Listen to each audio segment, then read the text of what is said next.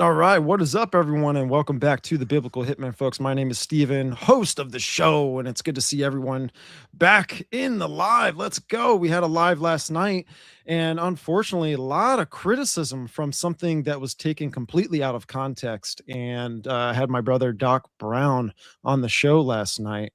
This is something I'm going to immediately address, and hopefully, the right people out there are going to receive this message. I'm doing a live stream tonight as well. Going to expose a lot of Eastern mysticism and occult practices in the Western world, but something was completely taken out of context, and people were blowing up in the comment section. Hey, everyone has their freedom of speech. That's the beauty of it. But when we do these lives and shows are before we get started, there's a live chat that's active, and so.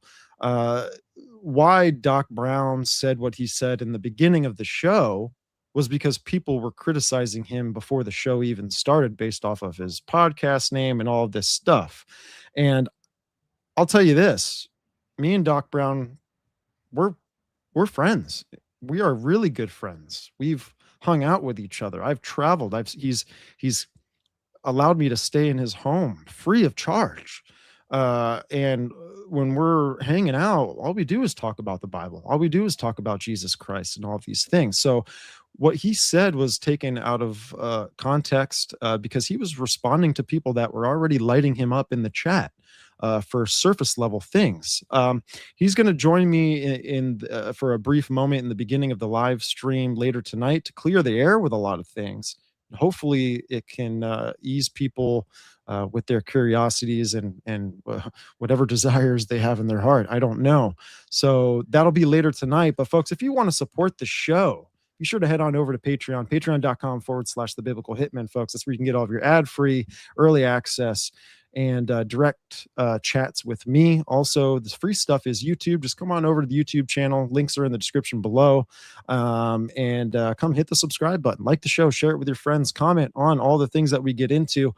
Also, check the show out on audio platforms, Apple Podcasts, Spreaker, Spotify, wherever you can consume any of your audio content. That's where the show is. And if you want to come follow the show on social medias, predominantly on X, we have a small following over there on X, but it's growing over time. And I'm blessed that that's just happening because that's where I throw a lot of my research, throw a lot of my thoughts, and really what I'm on the grind, getting into. So, also Instagram, all the other stuff. But I've got Seth Kicklighter joining me today. I saw him go on NDS and start talking about some wild stuff, things that I've never experienced in my life. I've never really had the chance to get into the psychedelic community or even mess around with some of those things. But I do have some sort of testimony where I tried to do those things and it didn't follow through. Thank the Lord. But glad everyone's here today. Seth, what's up, brother, man? Thanks for joining. Hello, friends. What's going on? What's up, man? You got a lot of energy, dude. You've got a book that where you write about all of these things that we're gonna probably just talk about in this may be like a multi-part series, right? Like we'll set it up. I have 3 set ready to go. So yeah, Okay. whenever you're All ready, right. man. All right, man. Yeah, and your book is jacked, It's like how many pages is it? It's 412 and it's tiny font. So Right. it's a lot. It's like 550 pages regular book I had to cram it because I didn't want to make 2 volumes. And it's not even I had to take a lot out, dude. I went overkill. I'm sorry. What now for the people that may not be familiar with you, could you just tell us a little bit about yourself and where the people can find your work? Yeah, find my work at find me on X at Seth Kicklighter is the username. The display name is Sethlehem, like Bethlehem, but with a Seth. It's very fun. And then on Instagram is Sethlehem _. And if you go to those bios, you will see a link tree linking to all my stuff. My book on Amazon, my book on PayHip, which you can buy from me and get it signed. And my audio podcast is no, not my audio. My audio book is totally free, the full thing on YouTube and on Spotify. And my podcasts are linked there, all the appearances I'm going to be having and all that stuff. So if you want to follow me, just go to my bio, basically, in my social media. And Nice. then my work is, I'm going to just, Spirit Realm Shenanigans, an unhinged rant exposing the psychic fabrications of discarnate dweebs and Nephilim nitwits. It is embedded with comedy, yes, because I wanted to make it digestible to balance out all the dark and heavy material and make it digestible and readable for New Agers and Gnostics, who I'm not so secretly trying to convert here. I am an ex-Gnostic, recovered, saved by the Lord, of course, and I was an out-of-body traveler for a bit, and I did, I read tons of channel books, reincarnation books, tons of regression-based memory accessing books, astral travel, all of it. We're talking about astral travel today. And I guess I should get into my 2 core theories and what they mean, because I'm making large claims and I'm going to be reading excerpts collected in my book from other sources, because people aren't going to be convinced of these insane claims if I'm not reading the source material, basically flatly admitting what I'm claiming. So my 2 core theories is that, 1, I think that all psychic information that you get derived from psychic divination means, whether it be channeling spirits or astral travel, meeting entities, going to realms, whether it be getting downloaded memories from past lives, future lives, sometimes secret space program memories, remote viewing, all of these things where you can get psychically derived data from spirits or from your own, telepathic abilities or your own psychic abilities that you grow yourself. I believe is entity facilitated by biblical demons, Nephilim spirits. And whether you want to call them guides and you have a New Ager point of view, it doesn't matter, because I'm going to show you that they are deceiving you regardless of who they are. And I lean on the demon side. So my theory is that all astral travel is totally simulation. It's consciousness simulation. It's basically they're putting you in a lucid dream that they control every detail of, I'm going to use the word godlike, not because I'm giving them credit or because I want to call it that, but I'm saying godlike control as in you need to understand, the audience needs to understand how much detail is controlled, which is insane. And they admit to this, by the way, but we'll get into that. So that's core theory number 1. And they are using these fake realms to give you an idea of a cosmology that doesn't exist, that's non-biblical. And then all the entities you meet are just, sock puppets, essentially. And they go through these great lengths to guide people to coming to these conclusions on their own. They need to convince you that you weren't just told it, that you experienced it, so you can come back and share it with the world through books and through other means. That's why these assets like Robert Monroe and Kurt Leland, who I'll be covering, are so important, to be getting years and years and years worth of attention and focus to these spirits, because it's their assets training millions up. Robert Monroe is very popular and his influence is felt in the world today very heavily. That's theory number 1. Theory number 2 is correlated heavily, and that's where I talk about in chapter 3 mostly, is holistic healing practices, New Age and Gnostic style, like spirit releasement therapy, which nobody talks about. I can't see anybody talking about it anywhere, which is upsetting, because when you reverse engineer the lies in that work, you can gain a lot of truth from it. And it's basically this healing practice where demons are masking as, different spirits that they're channeling through patients, such as ghosts, mostly demons, but they're demons that aren't as smart or intelligent or evil as the ones in the real world, so they retard themselves. Also, they mask as aliens, and they channel through these people. And the person channeling is having a therapist talk to them, to the channeled spirit, and basically explaining them why they need to leave because they're attached to the person. So it's an exorcism, but it's a New Age version where they're very nice to the spirit, and the spirit's usually not meaning harm. Sometimes they are. And they talk about the craziest things, that's for part 2 if you ever want to do. But it's important to talk about it now, because there's Christian deliverance ministers, quote unquote. I'm using air quotes for anybody listening to audio. And they are doing the same practices and calling it Christian, but it's really just demons playing a game and doing theatrics and playing out scenes for them in a very, very elaborate way. And the thing that makes it so convincing is, 1, they are getting visions at the same time. This is where the controlled vision thing comes in. They're getting visions of the patient in their mind's eye, like a remote viewer, seeing what they're channeling at the same time. And they're incredibly elaborate. And 2, because they're actually, quote unquote, healed. They're not really healed. Sometimes they are if they maintain being an asset. But usually if they're not an asset to the system and to propagating this misinformation more, they are usually, healed temporarily. The demons lay off pressure so that later, so that you can validate the process as legitimate, because tons of people are doing this. And I specifically name, and I'm gonna, my opinion for any lawyers listening, Dan Duval is probably the most problematic character in the holistic healing Christian deliverance practice there is, and he's rising. He's a rising star right now, training hundreds of people to do his job, and it's, I think, the most dangerous thing ever in the Christian community. And he promotes literal aliens and all these things that are not Christian. And that's for a part 2 if you want to do, but I had to cover that because I think it's highly important. Yeah, And go I ahead. wanted to mention something too, because when Go you for look it. at the ancient civilization stuff, right? You all of these megalithic structures around the world that seem to have some sort of common ground. They've received the same knowledge, right? And Oh but yeah. they're they're on opposite sides of the world. One of these things that they share in common is what's known as a symbol, but it's how to put it in words is it's a cosmogram. It's basically Hmm. like they've gotten this design of the entire universe. And the one thing about the tree of knowledge of good and evil, right? Lucifer, Satan, the devil, what he's really good at um, is teaching humanity how things work. And I guarantee that he does this in these astral realms when people take these psychedelics and all of this, because when you look at the ancients, which are the mystery schools, pretty much, they really venerate psychedelics, all of these kind of drugs that exploit the pineal gland, and you're able to go into these other realms. Like, they believe in the other realms, they believe in the underworld, Yep. they believe in this physical dimension, and then they believe in a celestial dimension. And so they would take these drugs to try and operate through these different realms, right? These different metaphysical realms, because ultimately it's what they believed that they had to do in their salvation, like Lucifer's idea of salvation, right?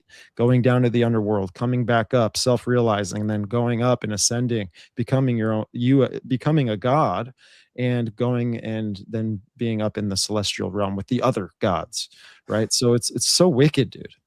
Yeah, it's a tale as old as time, man. It's never stopped. And, I'm basically coming here and saying the main method of control and manipulation and metaphysical propaganda that they're espousing is completely due to this tool of vision control, which does apply to the astral stuff. And it's, if they can, and I want people to understand, if they can control the astral as much, we're going to get into the evidence, as I'm saying, which is perfectly in every way, and convince you that you're going to real places. People always say it feels more real than reality.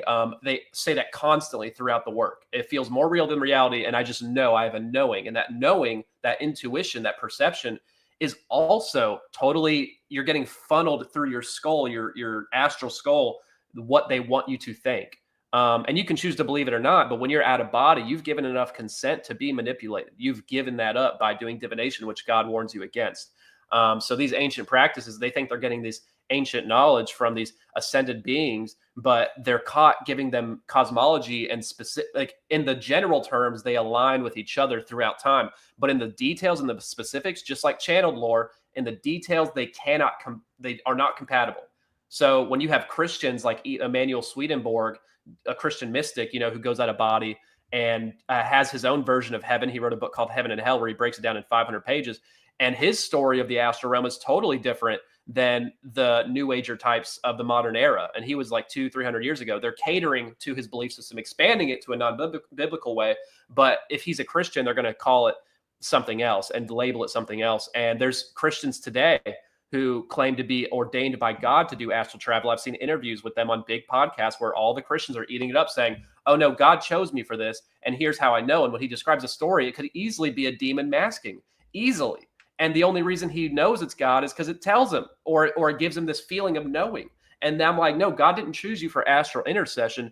You are being deceived. This is not something anybody's allowed to do. If God pulls you out of your body and takes you on a vision quest for furthering the kingdom purpose, that's one thing. But if you are actively seeking it and doing it yourself, just because God gave you the thumbs up, apparently, that's a deception. And they want you to believe that. And they craft different lore for these Christians as well. You got to keep in mind. So it's just something to keep in mind. They call it the second heaven so they can get away with it. And many Christians I know have admitted to this. So I maybe took that off topic, but you know what I'm Now, saying?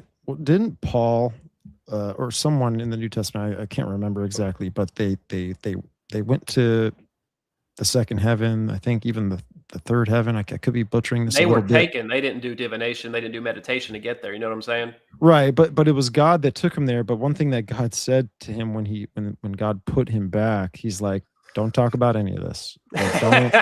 Don't Yeah. go and be like the pagans where they're just gonna go and push a religion off of it." Yeah. You know?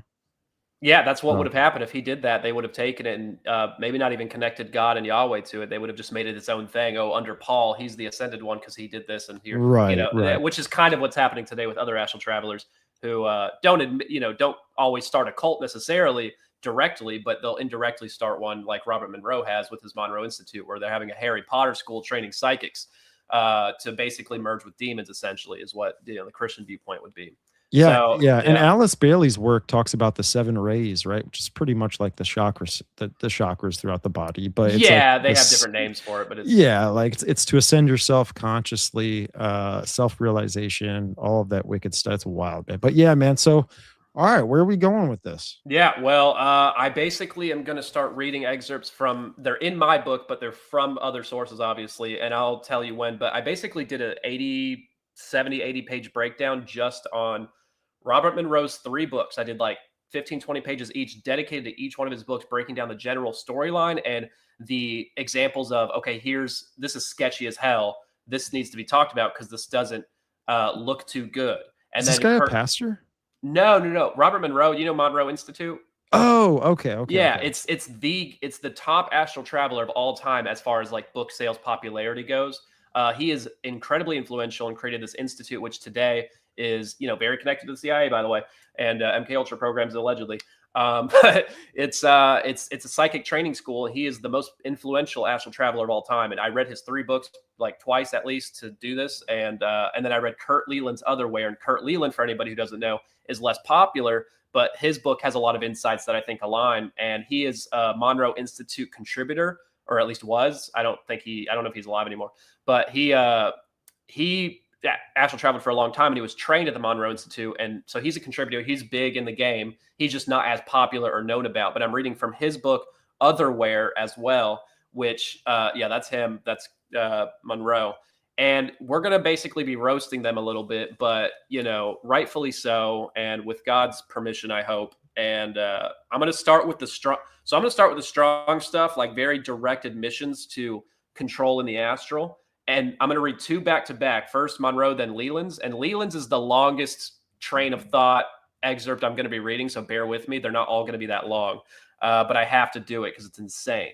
So starting with Monroe's, this is in his second book, I believe, or first. And he says, as he's in the astral and he's with one of his guides, he's talking about a situation that they'll put him through.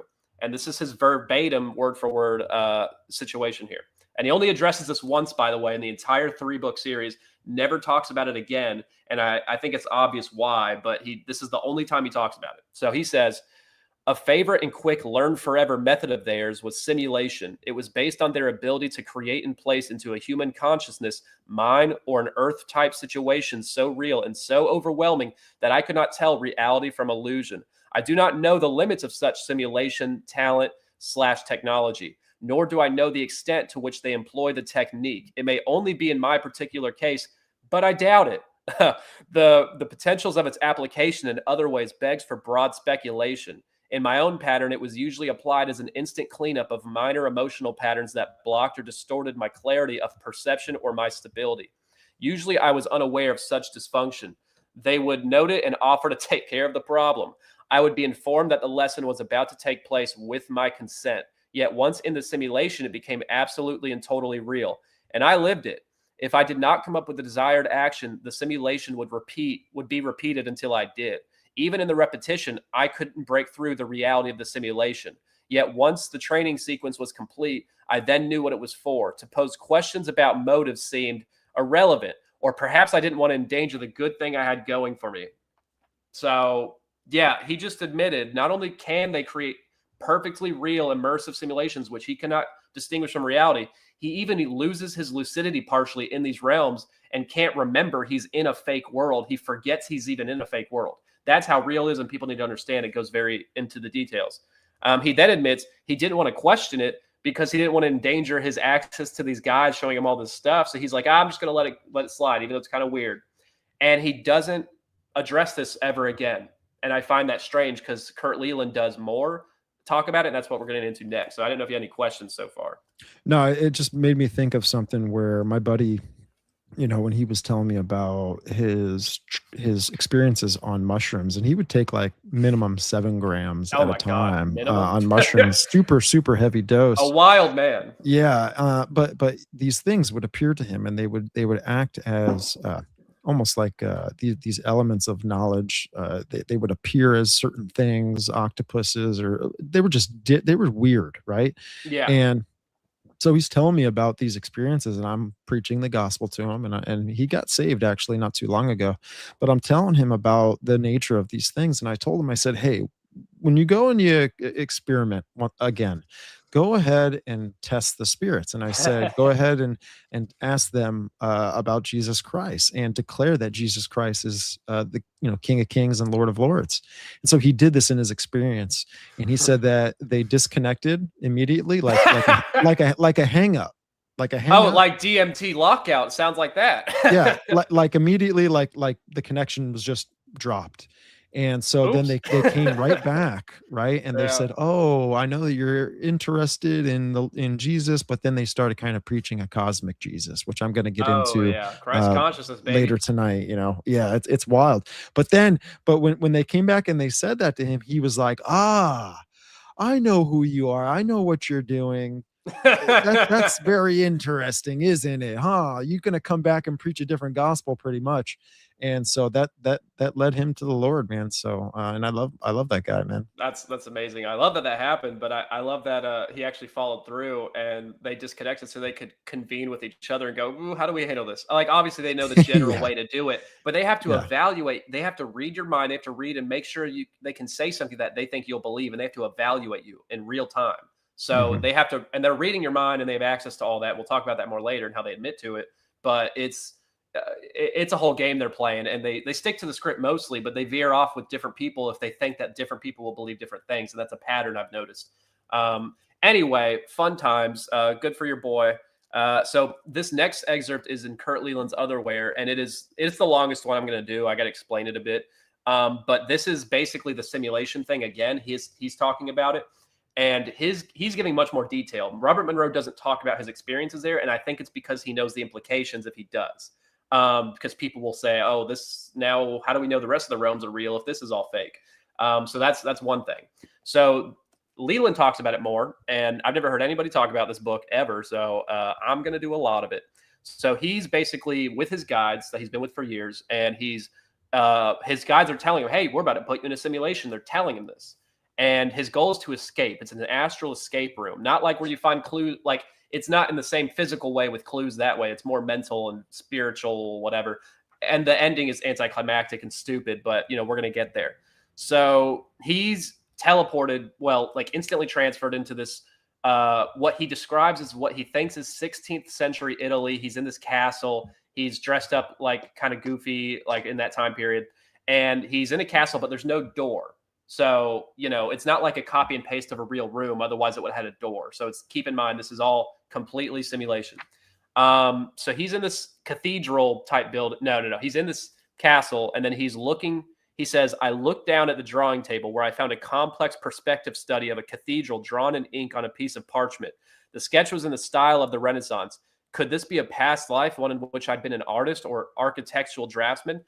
So he just was told he's going into simulation, and instantly he thinks, could this be a past life memory?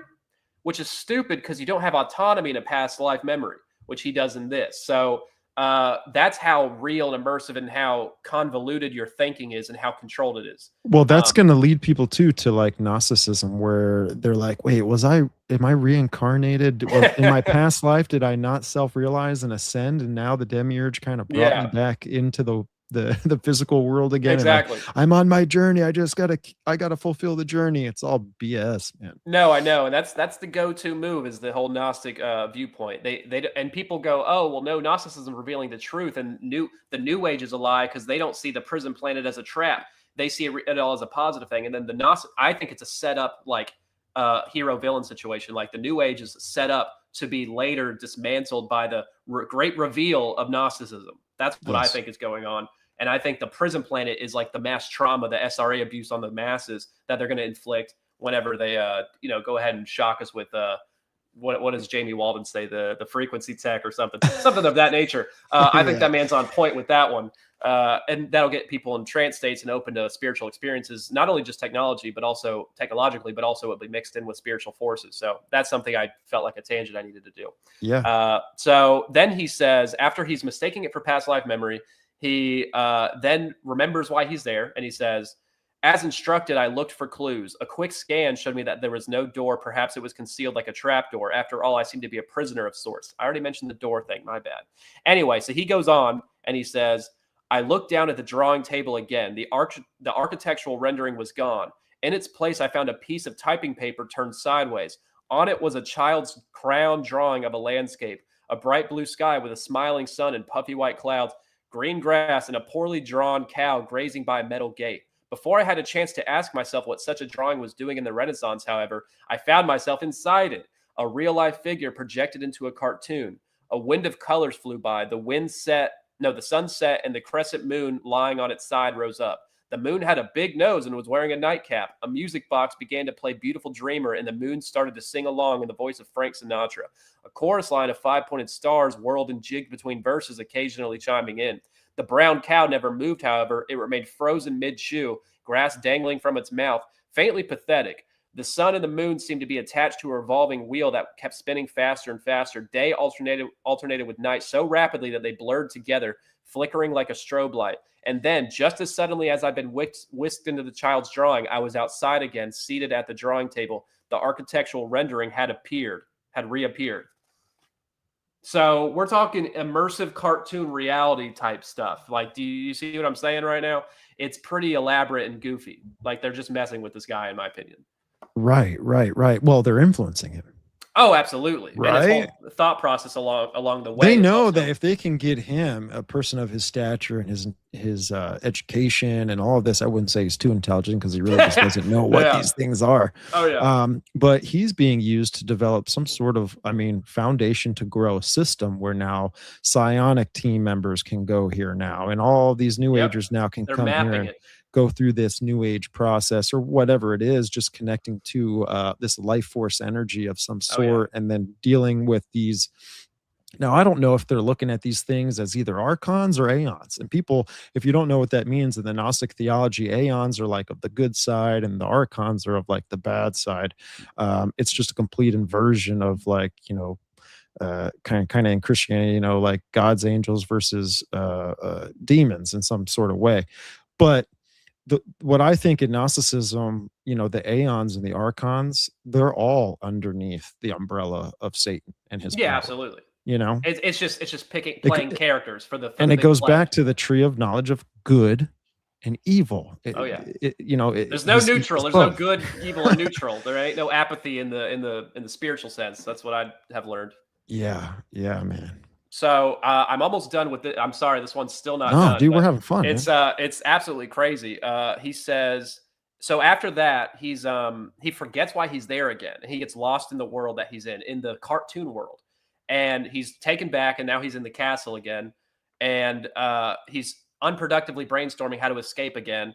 And then another instant shift takes place. Keep in mind, instant shift to another world. It's not like a portal he's going through, which could represent the same thing, I suppose.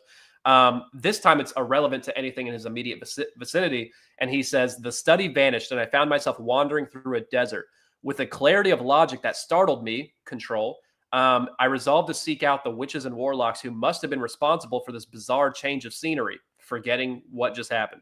Perhaps they could tell me how to escape this reality in which I've been imprisoned. I walked and walked. The desert remained featureless as it had been when I first arrived. I was lost, but that didn't stop me. I kept on walking anyway. Suddenly, my perspective shifted. I seemed to be seeing myself from far away, looking down on myself as I walked. The desert planet I was walking on was so small that it spun beneath my feet with every step. I was wholly responsible for its rotation.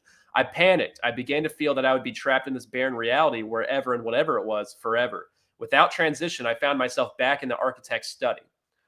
So he's not just tripping balls and having this random stuff happening. It's have a consecutive order to it.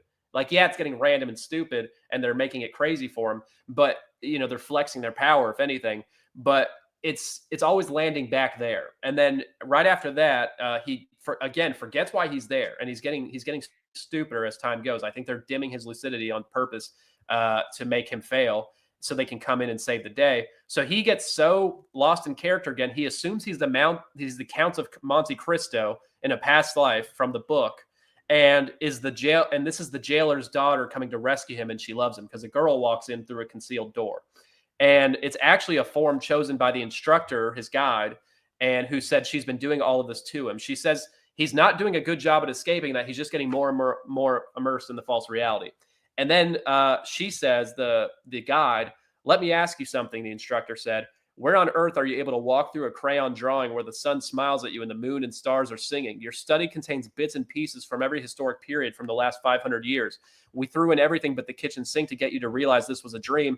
And finally, we had to put that in too. All you had to do was realize the utter impossibility of everything you were perceiving and tell yourself you must be dreaming. That's how you escape. Just get lucid enough to get out. But if they're controlling your lucidity, it's all just a mind game to mess with him.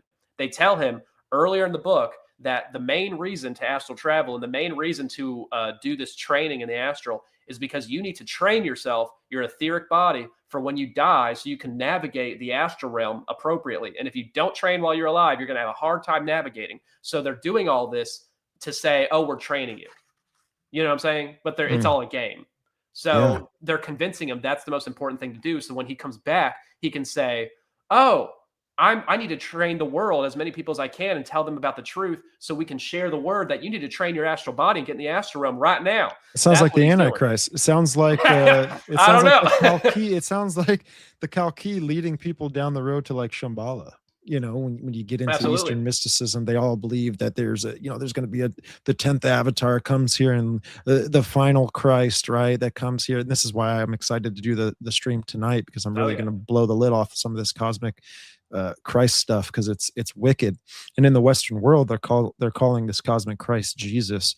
But yeah, no, there's going to be someone that's going to come and pave the way and lead everyone out of this deep state reality and out of this new world order system. And why do you think it's getting exposed right now? Why do you think the Epstein files got dropped? This is the dark nature. The black magicians are getting exposed so that they will push you to the white magician. The white magician will take you to the road, to this fantasy, this mythological place in the skies, right? Wild stuff. Hey, bro, we got a super chat here. Thanks, the evil glare. Oh, you've got evil in your name. You're not. Hey, I don't like you.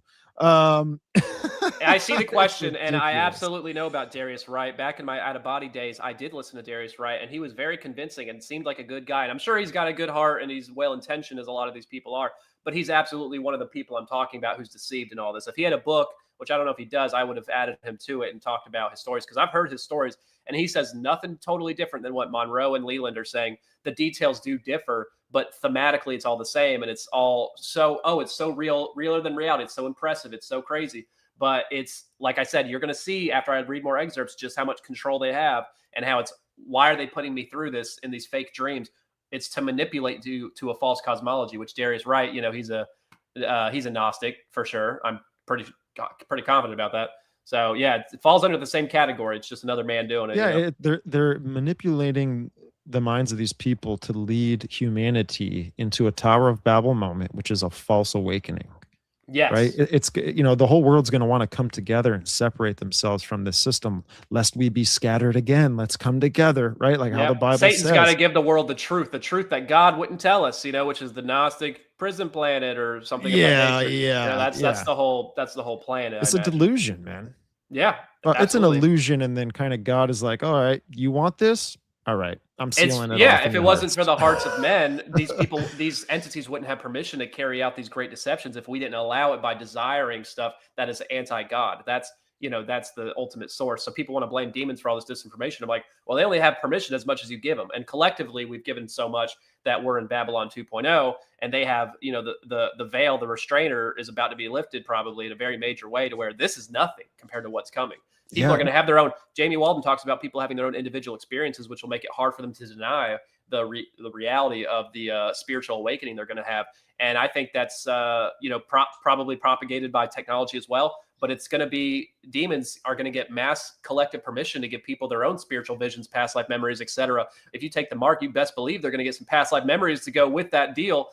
I absolutely believe that's going to happen. And then people are going to hate Christians even more for staying allegiant to Yahweh, who I think will be revealed as the demiurge in a more direct way in the collective awakening process. Yeah. Well, hey, thanks, Chris, for the super chat, brother. Much love. He says it's all lies. It really is. You got it, Chris. Good guy. He's got it. Right. Keep it stupid simple, right? That's right. I love it. I'm gonna keep it rolling because I got plenty here, bro. Hey, I got all day, man. I got all day. Perfect, because I can go for a long time. I got plenty here. But anyway, so we're going to go on to back to Monroe's work. Now he talks about rotes, and rote, R-O-T-E, is a word.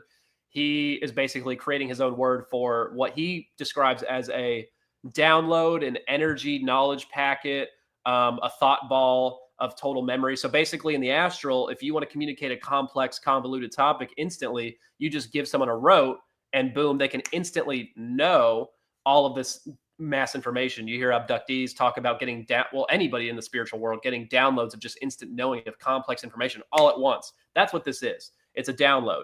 Now, downloads can be just information knowing instantly, or in Bob Monroe's case, he says it can also be immersive reality, just like the simulation. So he gets a rote. He meets this alien soul from another planet. It's a soul. It's a spirit, and his name was Z-55/LOU. Stupid, dumb name, not real. So this character, Lou, wanted to show Bob how he died on his planet and became a soul. Now he's traveling the universe trying to find a new home to reincarnate on, not his original planet.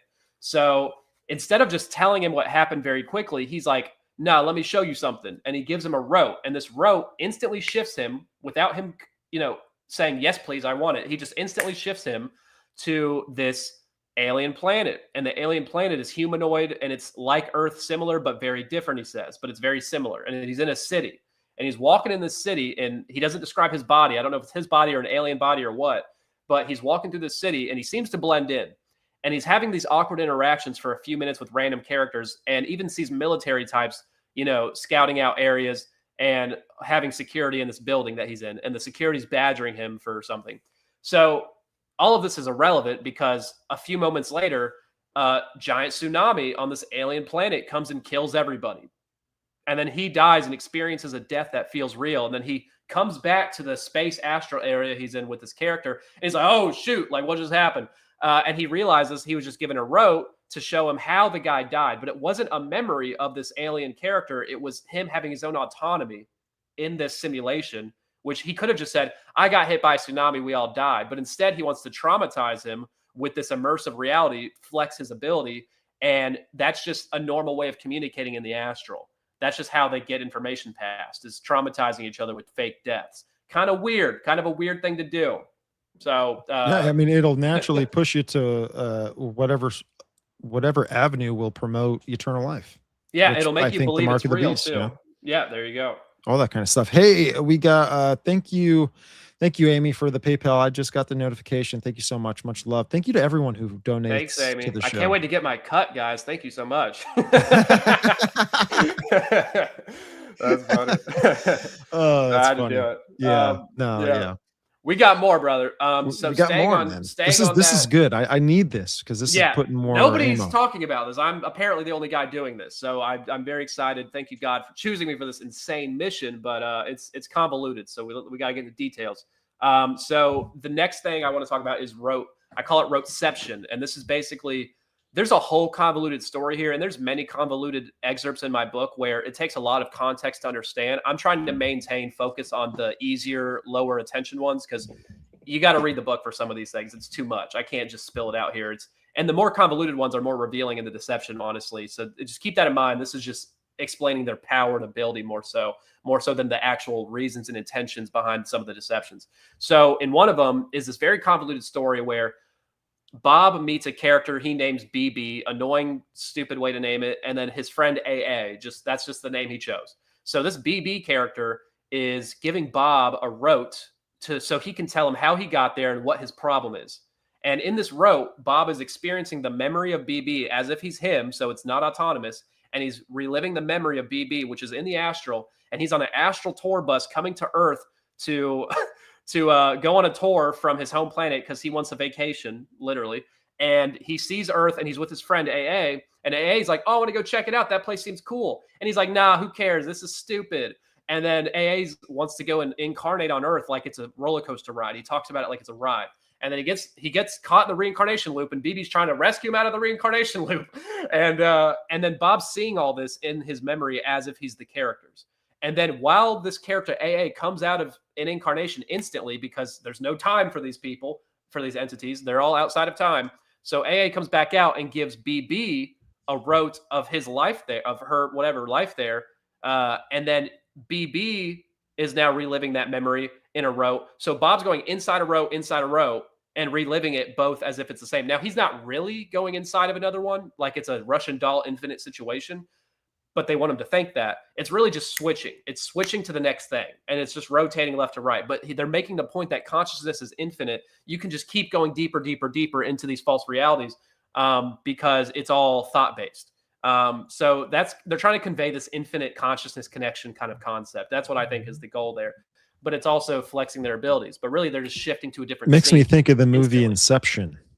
It's exactly, yeah. That's why I call it a dream within a dream within a dream. Yeah, it's the exact concept. And then in each dream, the time dilation slows down more and more. Which there could be some layer of truth to that. But like I said, I don't think it's deeper and deeper as much as it is switching scenes. But you are perceptively told, and the situation is presenting itself as if it's deeper and deeper into these different fake realities.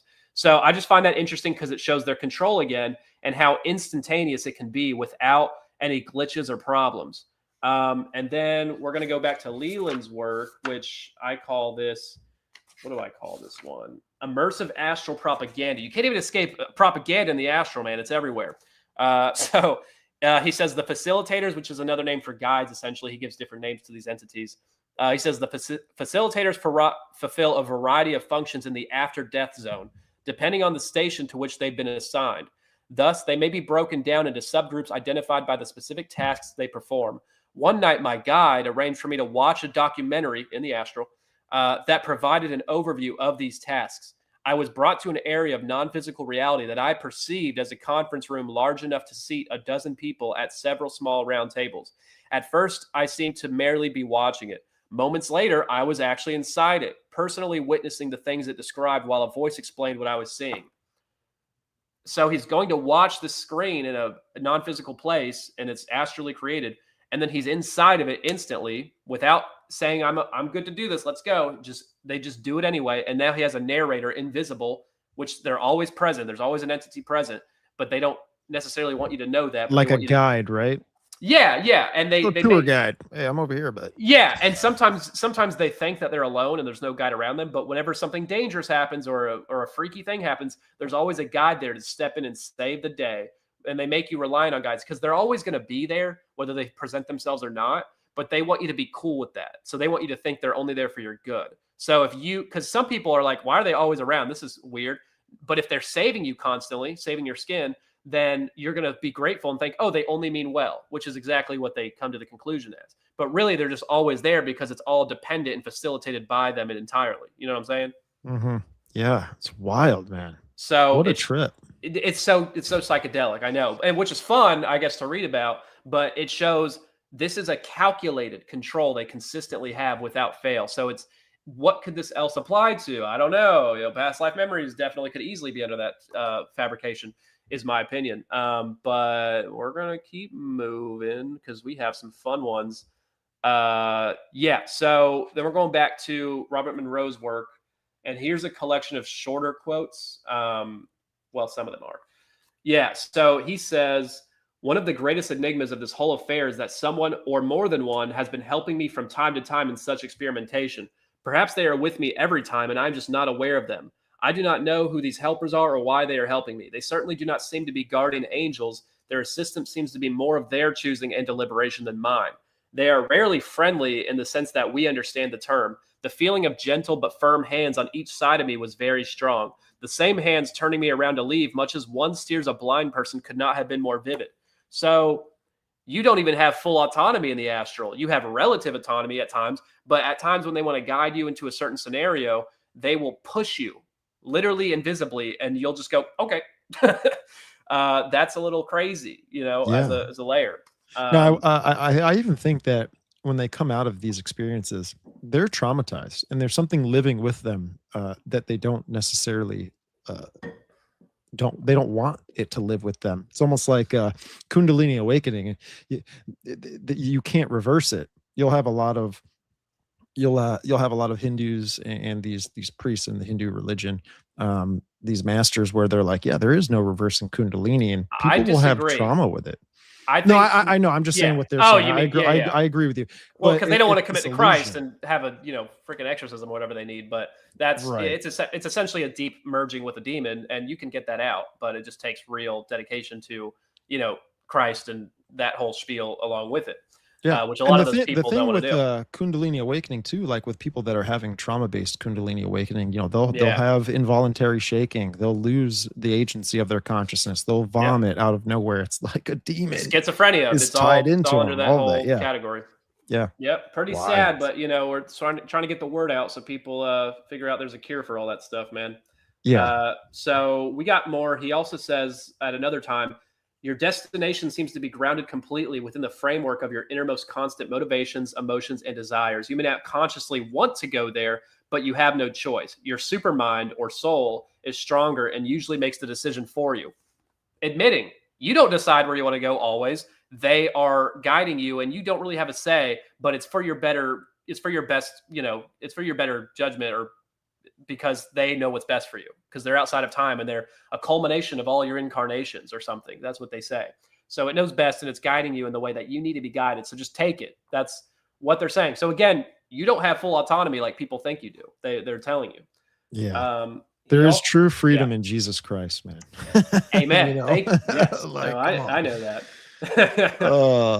But it's not to the Lord. Yeah, it's not as shiny and sparkly as the astral realm dreams. It's that's what people, they want to have experience, and I'm like, well, there's no better experience than the Holy Spirit hanging out inside your body, man. It's cool. Well, it's almost like they want you to destroy the ego. They want you to get rid of the ego, right? Push that ego away. They want you to lower intellect and increase intuition. They want you to join the hive mind Borg, man. Yeah, dude, it's wild. I'm going through Alice Bailey's work right now with the intellect and intuition. It's a book she's written, but I mean, when I'm reading some of this stuff, I know that they've been playing in the same realms that you're exposing, and they're influenced by just what I'm reading is doctrines of devils, man, and evil spirits, and it really troubles me, but I feel God's calling me to do this, to expose this playbook, to bring people to the truth, man. That's really what we're doing. I read more demonic doctrine than you or your friends ever will, and I can safely say it was for the best. And I felt like, I wasted all this time reading all this garbage for so many years.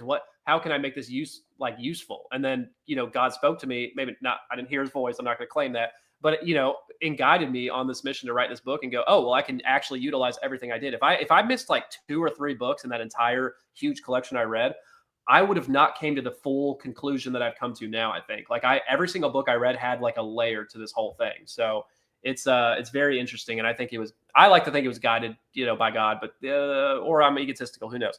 But it's working out. So right. So, well, it's kind of like that thumbnail, bro. It's like, hey, He'll let you go, right? Yeah. But if He wants you, He's gonna take you. He's gonna grab you right out of this Babylon. He has a death grip on my throat right now. I love it. Hey, shout out to Christopher, man. Thank you for the super chat. It says, Steven, you're right. You're right by on the wrong death of self. We know what you mean. Yeah, we know what you mean, brother. Love you, man. Thanks, Chris. So yeah, we got more quotes. He also says they can, spirits possessing the body.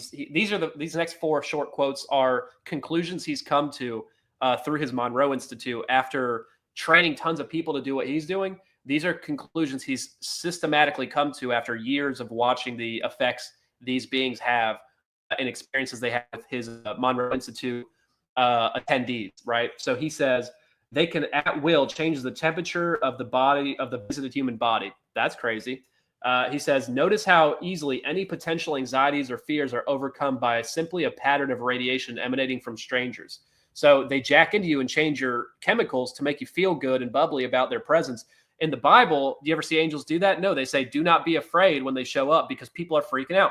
They could jack into you and change your chemicals and make you feel all good inside and warm and gooey if they wanted to. But guess what? That's manipulation. Angels, true angels, never do that. They let you freak out and then they say, hey, calm the heck down. It's cool. And that's exactly what happens. So I find that interesting that he's going, yeah, they manipulate my body. It's totally cool. A little weird. He also he also says the I didn't want to interrupt you if you had some. No, He you're also good. says the entire history of humankind and Earth is available to them in the most minute detail if needed. Again, if that's true, when you read channel books, I've read over 25 or 30.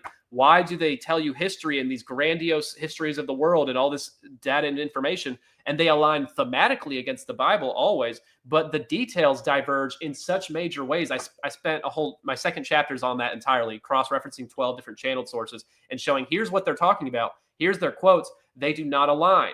If they all knew the history of the world, why are they giving you false information? Either one of them's telling the truth or none of them are. So that's another layer. And they're all rebranding biblical terminology and stories. All of them. They all love the Bible and talking about Jesus. But they don't love the Bible. You know what I'm saying? They love talking about it. And he also says, not only can they utilize the vocal cords and the breathing apparatus via channeling and possessing, but they also have total access to the memory storage lodged in the individual. And I already knew that, but a lot of people don't understand that. And if you're a hive mind Borg and you have total memory access to every individual on Earth, or maybe not Holy Spirit protected people, I don't know, but to most people on Earth, and you have access to their memory and their thoughts and their information, you are collecting data on everything. Imagine the data your phone collects and knows about so many things about you. Imagine the fake prophecies you could unleash on people if you had mass data collection in a hive mind and you could share it like an AI. They're an etheric AI is what I believe. They're individual demons, yes, but they're all connected telepathically, linked to one source, which is how they share information so quickly and carry out these deceptions with such cohesiveness. Because otherwise there'd be so many discrepancies in the lore, which there are, but there'd be much more if they weren't instantly sharing information the way they do. So I think that's important to note. They're admitting conscious access to your complete memory storage, which is data. Data you can do a lot with. You can make a lot of false prophecies and false prophets with data. This is what a big point. If they have every thought in memory. Yeah, this is Galatians 1 verse 8, and it says, "But though we or an angel from heaven preach any other gospel unto you than that which we have preached unto you, let him be accursed." They knew what was going on. They knew what the wickedness of the world was involved with, and were, with all wrapped up in paganism and all this kind of stuff, man. And this is why the Bible is just so awesome, man. I love it, man. Good catch right there, because that's one I definitely refer to in the book at times. I have a lot of Bible verses in here. I definitely got to read some of them later, but we'll get there. Yeah. So where was I? So staying on the topic of memory access, we're moving to Bob's section where he is basically accessing his Akashic records of his own life. His complete memory storage, and he's reliving all these current life, not past life memories. He does relive past life memories, but we're not covering that right now. So he says, I immediately countered the expected, a layer or file, library or mainframe containing every moment of my life to date, with more pouring in that matched exactly my thoughts and actions as I conducted the investigation. This is far more than memory as we consciously think of it. Upon selection of any given point in the past, I relived the event in every detail, down to each minute sensory input, thought, and emotion. I soon realized supermemory was not altogether pleasurable. With such intense hindsight, one becomes all too painfully and sadly aware of the many irrational decisions made, the stupid mistakes, the missed opportunities. So again, if he's accessing this due to entity facilitation, perfect memory access to every little thing. They can know your heart. They can know everything about you. They can cater their lore and their disinformation to something they think and know you will accept. So they are mass data collectors. They're a very intelligent AI, etheric consciousness, essentially. So people need to keep that in mind when they look at all this information, which I think is important. What else we got? And interrupt me at any point if you feel the need, of course. But I I was muted got there. But yeah, so the Bible's very clear that the desires of our heart are wicked, that oh yeah. we're to die to our flesh every day, right? To pick up our Hmm. cross and to live into the spirit. And that's important because that's something that these entities love to cater to. Hmm. They know that you've watched thousands of hours of Ancient Aliens. They know you've watched, or they know you have had a history or a past of psychedelics, and maybe they planted a seed somewhere years ago, and that, but really it's for their end goal or for a later act with all of this, and to try and steer you into your own gospel, ultimately pointing to you that you are your own god and Oh all yeah. this wicked stuff, man. Yeah, I love that, man. And well, not that, but you know what I'm saying. Yeah. But I want to also add that it's interesting because I talk about the data collection and how they can know your heart, and they also use permissions granted by your heart posture, by your desires. Your desires will be catered to in these false realities, such as in a past life memory, which I can explain later how they're all fake and how they do the birthmark thing and everything. It's a whole thing. But I like to point out that let's say you have a past life memory where you're in love with this perfect woman and now you're obsessed with this past life ex you had, which people have had stories of that. In your current life they probably can read your heart and go, oh, you're lonely and you're missing like love and you're missing these feelings, so they're going to cater exactly what you want to hear and say that, oh, you were truly in love and this person's still out there and you can find them in the astral or you can find them in another life and reconnect, which is what they talk about. That's one example, and they could cater something else to you that pertains to you. But that's just one easy example that I think is important to look at, because I absolutely believe they're doing that, and that is in line with what God says. Like, I will give you what your heart desires. That is exactly what's happening, and you're permitting it with your sinful desires that aren't in line with Yahweh's greater work in His kingdom. You know what I'm saying? Yeah, man. Yeah. Wow, man. It's Yeah, wild. I have very crazy. I got a verse here I wanted to throw up Do it. just to kind of capitalize on what I was saying. And this is Ephesians 2 verse 3, among whom also we all had our conversations in times past in the lusts of our flesh, fulfilling the desires of our flesh and of the mind, and where by nature the children of wrath, even as others. So, children of wrath are like, the heathens, the pagans, and all of Hmm. these people where, yeah, they're falling into these desires that they have. But then again, like that's where these forces, these metaphysical forces, where they will manipulate these things. They know Absolutely. you even more than you know yourself, to be honest with you, because they're outside of time, they're And you're outside not of honest with physicality. yourself as much as they can access who you are. So yes, they do know you more than yourself, generally speaking, for sure. Oh, it's wild, man. Yep. Chris is going ham here. He says, thanks for the super chat, brother. He says, anything about terminal lucidity? Is I'm he's? not familiar with that I term. I think he's saying like constant lucidity in the dream world. Is that like you're stuck lucid? That is dangerous. One, because I think if that's what he's saying, but whenever that's happening, whenever you're lucid, you're actually not sleeping well. Vicky Joy Anderson talks about this. Um, I don't remember the exact part of the brain, but basically a part of your brain that needs to be shut off and rest, the logic, the reasoning part of your brain. If it's not shut off and you're lucid, you are not getting good sleep. You are actually not sleeping because your brain is turned on in its functioning reasoning state. And there's a name for this, a medical term, but I forgot it. It's in my book. But basically, if you're lucid all the time, you probably feel tired and exhausted constantly because you're not getting quality sleep at all. I think that's what he's referring to, but I've also never heard that term exactly, so I want to be clear. So yeah, it's not good, and I don't know if all lucid dreams are demonic, but I know a lot of them are. I don't want to say all, but it's an open door for them, and a lot of astral travelers say, pretty much all of them, if you're in a lucid dream, if you know how, you can switch to the astral immediately without break. So what does that tell you? That's that they're Mhm. that connected. It's a little strange.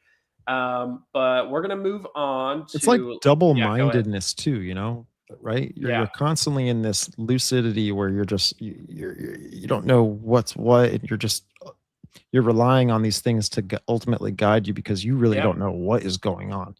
Yeah, and Um, if they're it, not attached to you, merged with you, I don't know if this stuff is possible. I know the out of body stuff isn't, except when you maybe die or something. But I don't think you can travel to realms and stuff without an entity guiding the whole thing. Personally, wow, that's wild, dude. Lucid dreams Man. might be a subconscious thing too, but it's hard to say. I see patterns with it that I don't like. If there's an entity talking to you in your lucid dreams and having a narrative, I lean towards the idea that it's demonic for sure. And it's a gateway drug to out of body travel. You get interested in lucid dreaming, you want to do more. I was the same way. I had a few and I was like, this is awesome. I want to keep doing that. Then I found out it's connected to astral travel. And you can go from one to the other instantly. And I thought, oh, that's awesome. I'm going to do that. And it's a gateway drug is what it is. So that's a reason to get people interested, because people are like, why would demons bother giving you lucid dreams that are cool? Like, what's the point? Gateway drug. That's all they need. Oh wait, what is it? This is what he followed up with. Person's hospice. It's when a person is in hospice and they suddenly have energy and lucidity before death. You know, I'm not going to claim to be an expert there on that, but it's likely. I mean, if they're going to die, it's probably, I don't know, juiced up by some spirit, whether it be God or something nefarious. I don't know. I could definitely imagine that being connected to that.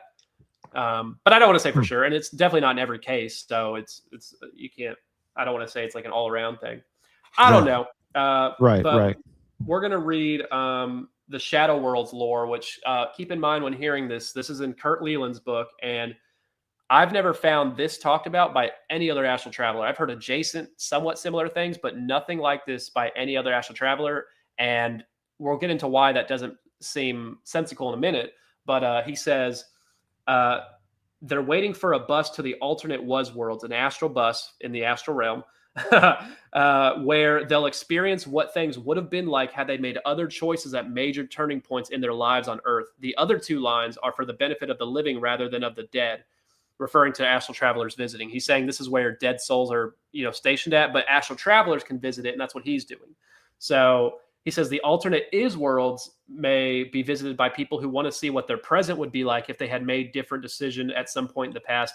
Alternate will be worlds give them the chance to see what consequences might develop from a decision currently under consideration.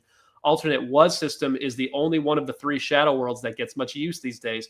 People have forgotten that they can travel to the shadow world to help themselves make decisions about how to lead their lives. Talking about going to these worlds and seeing what things could be like an Akashic records of things that never happened, which means who's guiding the reality and truth of this? If it's just, there's a butterfly effect with decisions and everything. So if you make a decision, they're like, this is what would happen. This is what would have happened. This is what will happen if you do this. They're guiding you to train you to do certain decisions in your life because they want you to go down a certain path. And if you make all major decisions in the astral realm and it goes well, oh, if I become a healer, or if I become a psychic medium, here's what'll happen to me. I'll kick ass. Sorry, my bad. But then he says, but then he goes on and basically describes that that the guides tell him about this place, and they say that the asylums of our world are filled with people who went insane, obviously. And he says a lot of them, I don't know how many, went insane because they traveled to the alternate worlds too much and they forgot what past, present, and future were, even when they returned back to their bodies, and they went insane because of it. Now, this is accomplishing a few things. One, this is saying you need guidance. You need a guide with you at all times, which they're already there, but they want you to be cool with it when you find out they're always there. You know what I'm saying? And two, it also covers up schizophrenia as a symptom of spiritual harassment from demonic or whatever entities, right? It's saying, no, it's because they went crazy because they astral traveled without guidance, not because demons are harassing them. It's a two with one stone thing, and it's complete disinformation. But I just find that interesting as a note to add. You know what I'm saying? Yeah. Well, look at Chris Bledsoe, right? Who's playing with these spirits. And there's other people out there that they're receiving messages and information, downloads, whatever. Oh, yeah. Most, he calls it the lady, right? Which, I really cover a lot of the divine goddess a lot. Yep. And it's important to plug into this conversation. But ultimately, like you said, they're like warning humanity that if they don't awaken, something bad's going to happen. And this kind of makes me think of Edgar Casey's work, which he was a Christian mystic. He would go into these trances, right? And he even claims he's been into the Akashic records. This is where he got his information about Atlantis. And the whole story with Atlantis is that there's what he talks about, that there's this Belial group that if we don't separate ourselves from this Belial group and go to the group that he called the Sons of the Law of One, then humanity is going to face some sort of revelation. they're going, which this idea of revelation with Bledsoe and Casey, how they kind of connect, because it's the same entities, in my opinion, that is feeding them this information. But it's going to lead to a great cataclysm once again, right? They're using what God did with the flood to try and wake up humanity to not to don't wake up so that we don't have this cataclysm again, which ultimately Casey says that it was humanity that caused this cataclysm, where they destroyed themselves, and so they don't want humanity to destroy themselves again, and it falls into like this age of Aquarius awakening concept where they're influencing humanity to try and not fall into the book of Revelation or something, right? Like this Yeah. is like the narrative that's being pushed, which will ultimately, I mean, you can't stop Revelation, right? No, Like no, that's the God's prophecy's judgment on all spoken this for. wickedness. But this is what will lead people to that Tower of Babel moment, where they think they're going to avoid this self-induced cataclysm, but ultimately they're not. That's where it's like this false awakening idea. Yeah. Yeah, no, I've heard you and plenty of others talk about that quite a bit, man, and I couldn't disagree at all with that.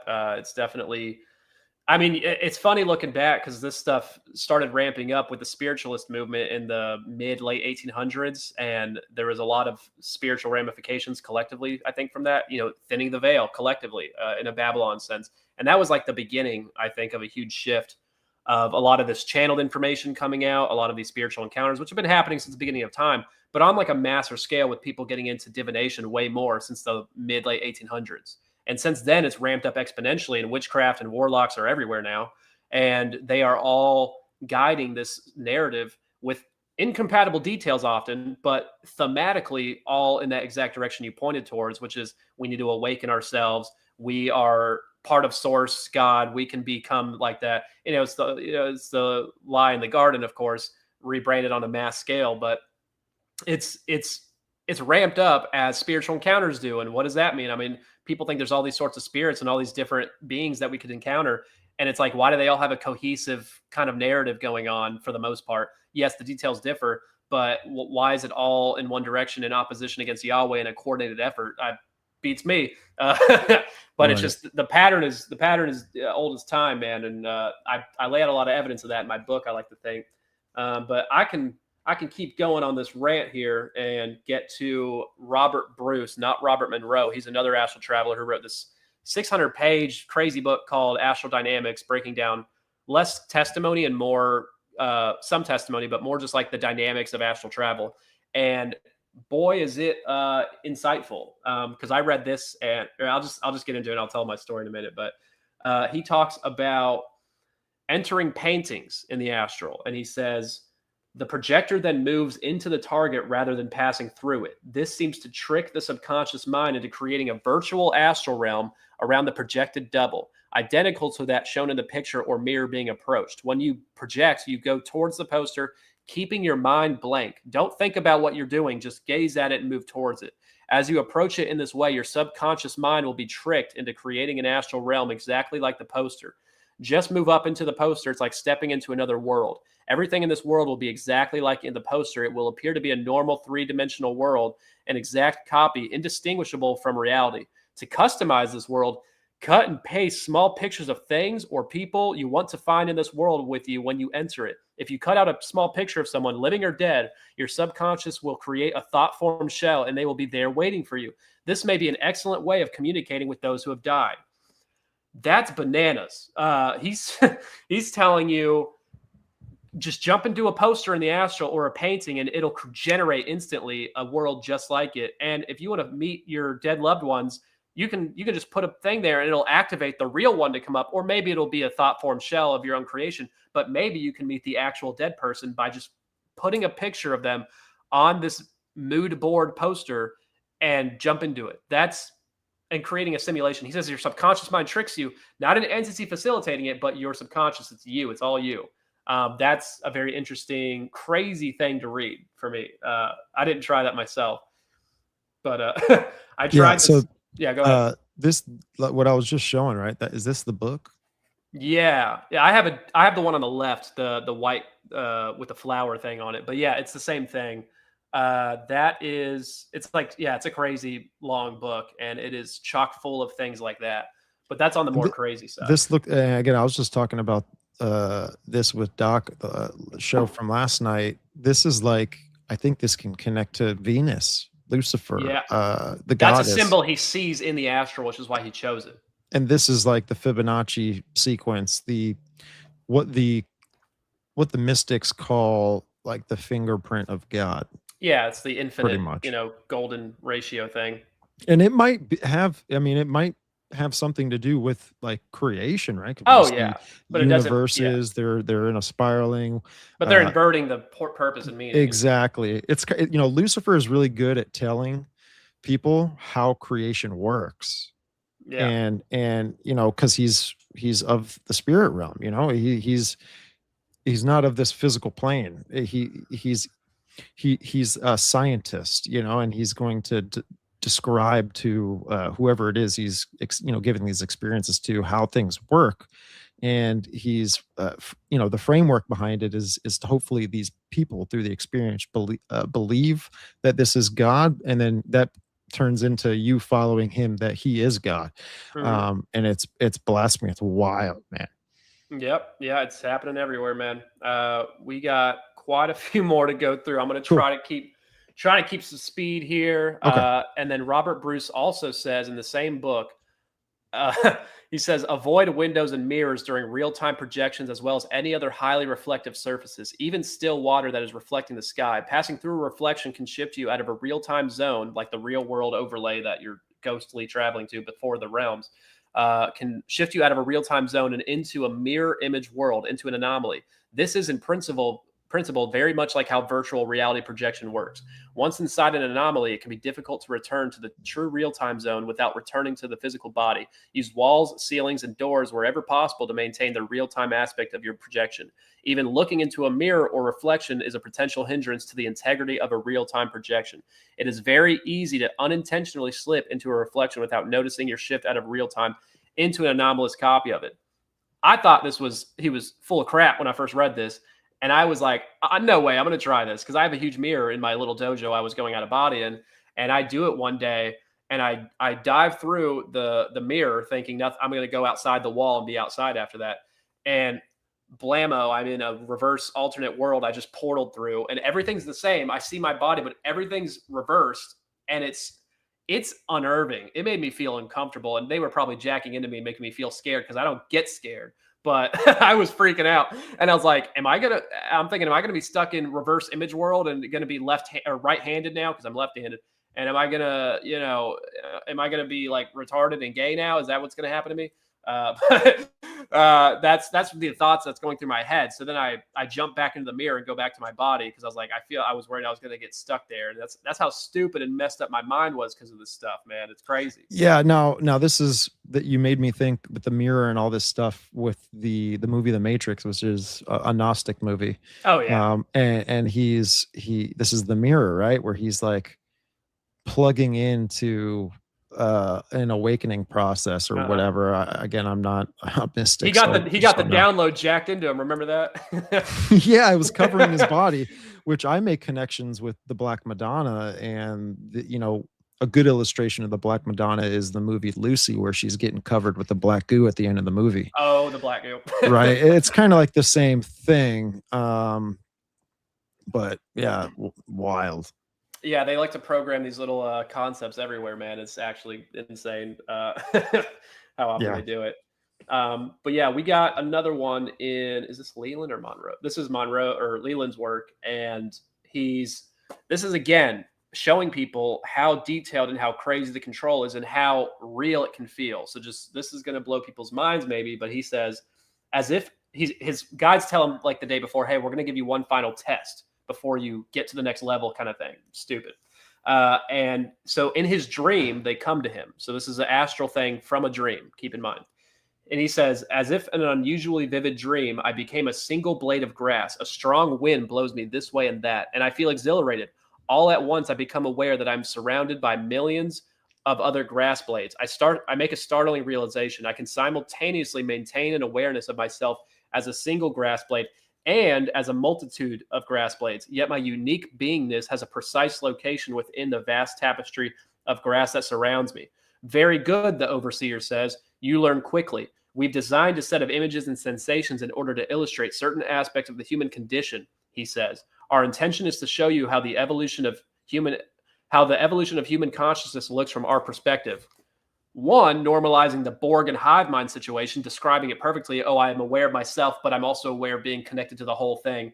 It's normalizing the Borg and connecting with source. That's one, making you think it's okay and chill and totally cool. Simultaneously, it's just showing, again, they can make you feel like a grass blade and you freaking eat it up. And that you can feel the sensation of nutrients. He describes nutrients. He can feel them going into him. It's a download of knowing and perception that is mastered. So people need to understand that when they have spiritual experiences. Oh, I felt so good. I felt so nice. Well, this guy can be a piece of grass and love it. So you need to rethink your priorities. You know what I'm saying? Yeah. And then to go on from that, there's like 20 pages of this part in the book, and I'm going to just summarize it in 2 seconds. But there's like 20 pages where he describes being a blade of grass, and then a flower he gets shifted to instantly, and then instantly shifted to a bee, which he goes into the beehive and feels the feeling of the hive mind. He feels literal hive. He feels the sensation of being a bee like it's real. Now, who knows how accurate it is to the real thing?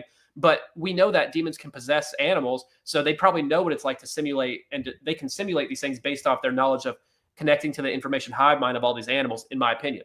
So they're making it realistic for him. He's a freaking bee, and then he's downgraded to a raspberry, and then he's a human gardener who's interacting with all of these things in the garden, right? So they're giving him this whole simulation, which is obviously a simulation, and it's just to experience these things and go, oh, we're all connected, we're all one.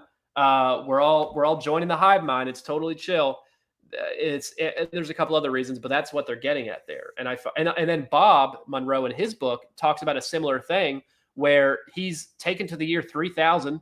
He's time traveling, of course, and he's hanging out with his friends, and he turns into a leaf, and then a panther, and then a bird, and feels it all, and it describes it like it's the realest thing ever. So keep in mind, if they can do that, they can trick you into believing a lot of experiences are real, like past life memories, for one, secret space program memories. If they can do this, they can do that. Yeah, this is the bee allegory that's connected to Isis, which is nothing more than Sophia, all this other kind of stuff. And I do kind of make connections, and it's just my opinion, and I'm completely open to other interpretations. But the harlot in Revelation 17 to me is like this hive mind system. You have the harlot, which sits on many waters, sits on 7 hills, mountains, rides the beast, all this kind of stuff. But I think the ancients were definitely, they knew what it is, like you were talking about. If anything, they were falling into these psychedelic experiences, and this is why they started to, etch these things onto stone. And I'm curious your take, and we can get to it later or whatever, with the goddess, with the hive mind concept, and where does the goddess, the lady Sophia, come into all of this? And you don't have to answer it now, but we can get into it later or whatever. I mean, I'll do a quick little rant. Okay. I wouldn't say I'm an expert on the ancient characters as much as you are and some other people. I know I've heard a bunch about it. I know quite a bit about it. And I know their general agenda, and it's all, satanic ultimately. And the Gnostic Sophia stuff. I have a general understanding of all that for sure. But I think, the whole divine feminine Sophia thing is the ultimate inversion. God's masculine, God's the father. And when people do DMT and other drugs and astral travel, they'll say, oh, well, God, someone will admit to Yahweh being a legitimate God, whether good or bad, but they'll say, oh, but he's not the highest. He's just in this realm. And then above that in other realms is the higher source, or Sophia, or whatever you want to call it, divine feminine aspect, which is the higher God is feminine, instead of even an androgynous thing, which they mix in androgyny as a desire thing too. And we're all ultimately spiritually that. And, on a emotional level, there's some truth to it, but they take it to weird places, which I disagree with. And I think it's culturally normalizing in all these different facets through these characters and their exact messaging. subtly and overtly. They're just normalizing the hive mind. One, the demons live in a hive mind, Borg. That's what I personally believe based on all the information. It's the only thing that explains all of this very well.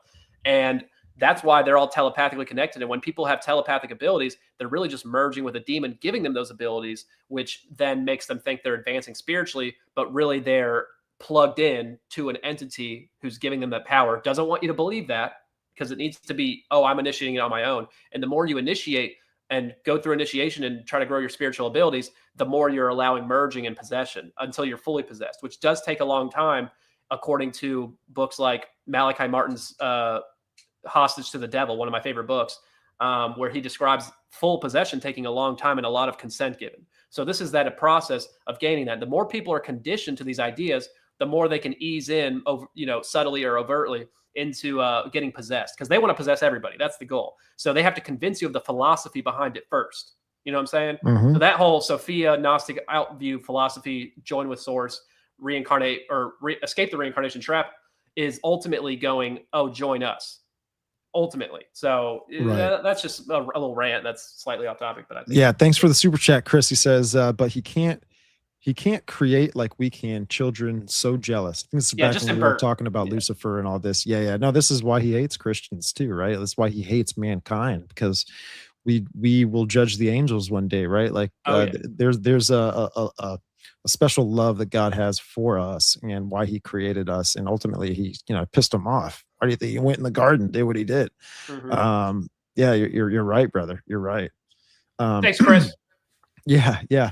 I wanted to throw this up here too. You mentioned androgyny. And so this is Rebus. Rebus is an alchemical kind of allegory symbol, whatever.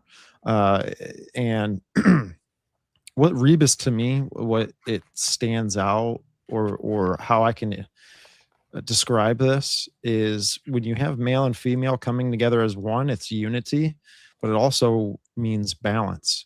And this is something that the occult and just Hermeticism in general believe in. And it completely opposes the nature of God. God is a divider. He came as a sword. He establishes order. And this is the thing that's going to deceive a lot of people when this happens, because unity and balance sounds really good. Like Satan is really good at getting you to bite the bait. He wants to come in with positivity. He wants to come in with love. He wants to come in with love. unity. All no this, judgment. Yeah, it's wild, man. But yeah, that's a wicked picture, dude. Yeah, it's funny because it's all about unity within yourself to be these androgynous type spiritual advancement. But whenever it comes to the true unity with a collection of Christ followers, man and woman as a marriage having children, that's what the true unity, yin and yang, of mixing masculine and feminine is. We yin and yang each other, not in our own personality, in our own selves. It's also separating you from others, because it's all about me. And when a true unity is man and woman, in that relationship, not that you need that to be, a good Christian or saved or anything like that, but it's just, that's what it was built to be. That's why we're divided in this way, so that we can come together, not in ourselves, mixed into one, half transgender, androgynous figure, whatever, which is what they generally tend to push. And since we're on the topic, I wasn't going to bring this up because it's kind of on the sillier side, but it's so relevant here. There's a kind of bonus excerpt I forgot about before. And I titled it Post-Mortem Man-Witch Condition, because I was being silly. And it says, he came, and this is from, I want to say Robert Bruce, but I'm not this is from Robert Bruce's work, I think, or Leland's. But he says, he came closer, informing me that the truly dead appear to maintain gender characteristics of the body they left behind. In actuality, their new forms are come equipped with both sets of sexual organs. The soul is neither male nor female, but androgynous. He learned that in the Astral. He says, you you got a dick and a vagina. Like, he says, you got both. And I don't know if they rotate at will or if you have astral boobs. I don't know. He just glosses over it. I find that strange, how you do that. But then that's one astral traveler's testimony. But whenever you go to Emanuel Swedenborg, the 1700s Christian mystic who went out of body to heaven, to Christian heaven, he says that a male is then still a male and a female is still a female, and that they retain their sex organs. So that's one astral traveler getting one story, and a Christian getting a less dramatic androgynous story, like the New Ager stuff. And then you have Monroe. This is Monroe's testimony of the same thing. He says he claims there's no awareness of sex differences. He says you are unaware of differences in sex. You yourself, as part of the whole, who are both male and female, positive and negative. He describes astral sex as like purely energetic, right? But how is Leland getting literal genitals? And then this guy saying, no, you're basically a Ken doll. And then the Christian guy is saying, no, you're male and female still. So they're getting different incompatible lore, but the New Agers and Gnostics are still getting the androgynous, philosophical, spiritual side of it. Do you know what I'm saying? Mm-hmm. But they're catering to the Christian a little bit different because they have to not be too weird. Right. It's funny, man. It is, man. This is a photo of, well, it's a stone carving of pretty much an idol of the Kybele cult, which was in the Phrygian Anatolian times. But these were the priests of the cult. And in order to enter this worshipped the goddess Kybele and her consort / husband / son, Attis, which is nothing more than like Isis and Horus. It's the same thing. And in order to be a high priest in, of the cult, you had to do a sacrifice, right? Oh, yeah. And there's always something that you sacrifice when you're participating in your allegiance to Satan. We will see this with the mark of the beast. You're going to sacrifice your agency. You're going to sacrifice your life, right? Thinking that you're going in and getting some sort of real life, but you're not. You're actually getting plugged into the real demiurge system. But these Gali would castrate themselves. The initiates needed to be men only because it ended up being like a matriarchal society. And how it ended up being a matriarchal society, it wasn't that it was ran by women. It was ran by men who would castrate themselves, transgender themselves, and then make themselves women. Well, that's still happening today to a degree, as we know. Yeah, dude, that's really the most trauma-based mind control move you can do. That's maximum hypnotizing right there. That's slavery right there. That's messed up. It's like an androgynous ritual, where you're giving your allegiance to Attis, right? But you're also you got to do something to yourself as well. So it's wild, man.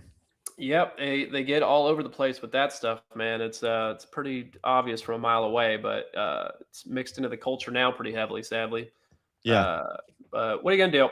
We're doing our best here. So we got. This one's creepy. This is a fun one. Okay, so actually no, I'm skipping one back. No, okay, so now we're back in Monroe's lore, and he's talking about his focus levels, which is his name for deeper trance states and deeper locations in the astral. And he says there's like focus 12, 15, 19, 20. He skips numbers, 23, and then 27. And when he gets to 27, he says focus 27 is his name for your own dream world. It's a lucid dream basically, but it's in the astral. And it's a place you can create your own vacation home, castaway, whatever. You can build whatever you want.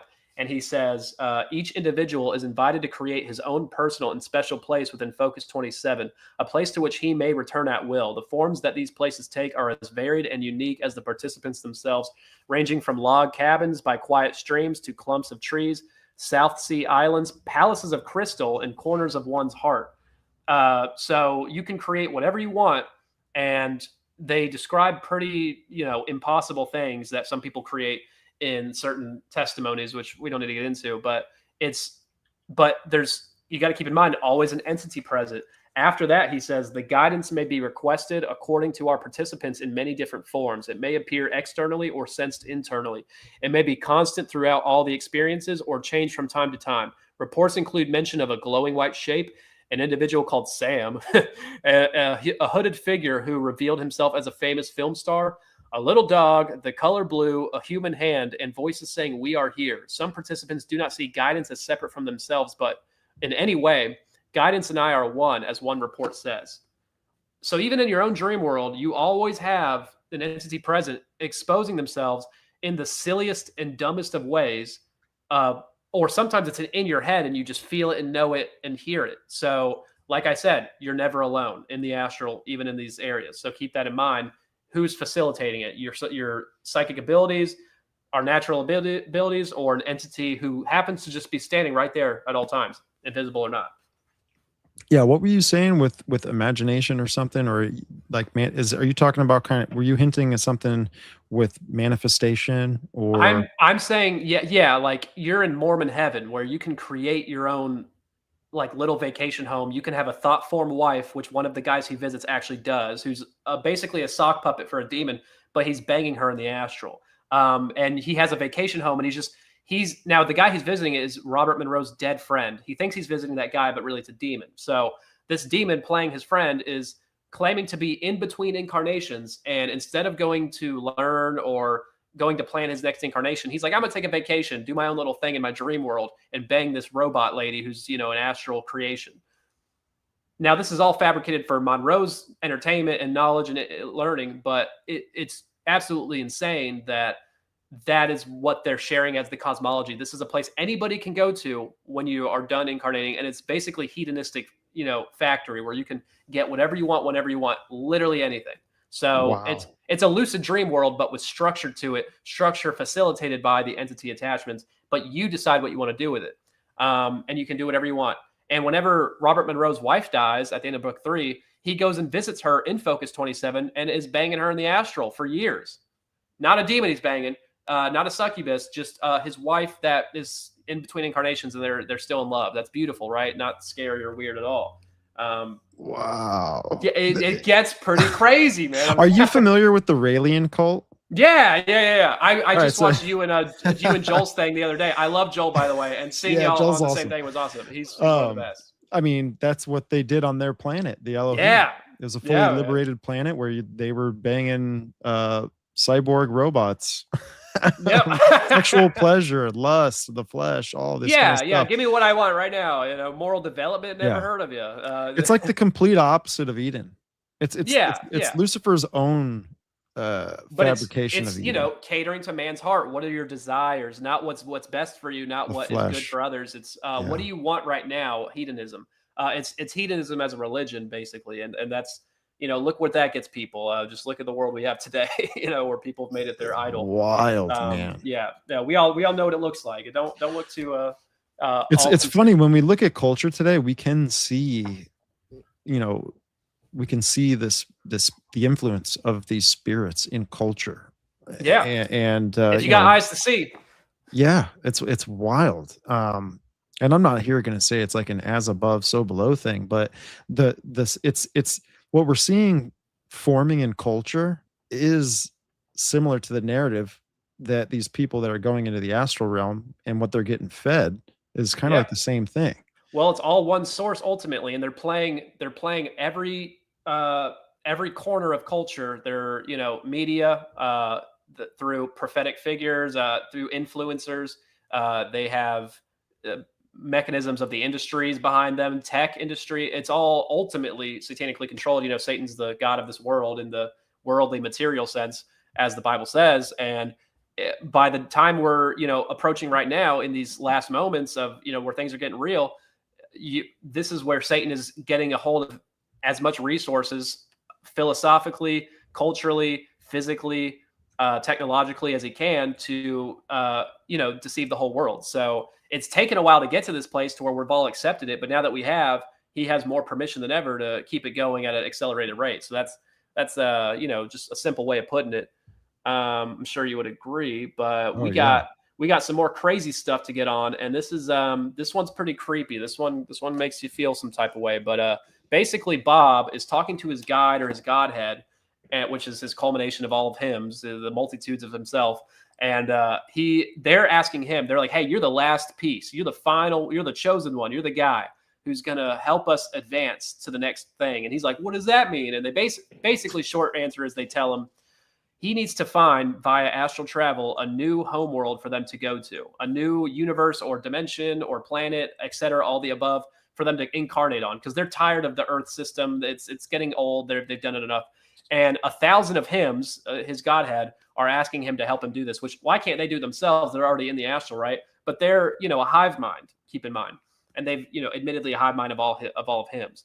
And they also add on, which is a note, that there's another hymn incarnated as a girl on the planet right now, and she's the backup. But he's the real guy. They want him to do it. But if he fails, they have her as a backup. which is saying he's incarnated as two people at once, which is against the Eastern reincarnation stuff, the early ancient Eastern stuff, but it's for the more New Age channeled stuff where they say that can happen. So that's just an interesting note. So they're trying to cheer him up because he gets nervous. He's like, this is a lot of pressure you're putting on my feeble astral shoulders. I need some, I don't feel right about this. And he's getting kind of freaked out. So they go, hey, oh, no, calm down. We got you. We'll cheer you up. So they say, would you like to see a vision of your support you have from us? And then he says, yes, please. No, actually, let me just read it. They say, we can help you with that. We can show you a sample of the support you have in here in our own cluster. Do you wish to see this? Bob says, please. And then he's describing it in a loose kind of, not poetic, but kind of loose way of his experience and his sensations. And this is what he says. He says, thousands of hands reaching out to touch me, eyes staring at me with hope and joy, overwhelming radiance I know is love sweeping over me into every part of my being. Of all of these I am. We are, and emotion from the bittersweet smell of success to the pain of parting mixed with fun and laughter, the anger of ignorance, the blindness of belief without foundation, the beauty and the sound of singing voices. His Godhead says, does that help you? He says, it does. Is there more?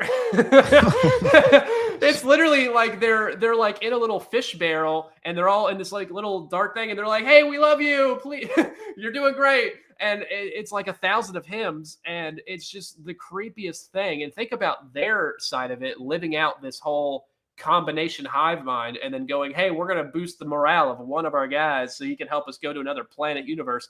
It's just the whole scenario is like, just ask Jesus in your heart. This is too scary. This stuff is too much, man. It's and they're going through all this just to convince him to keep going along with the astral travel lore. It's insane.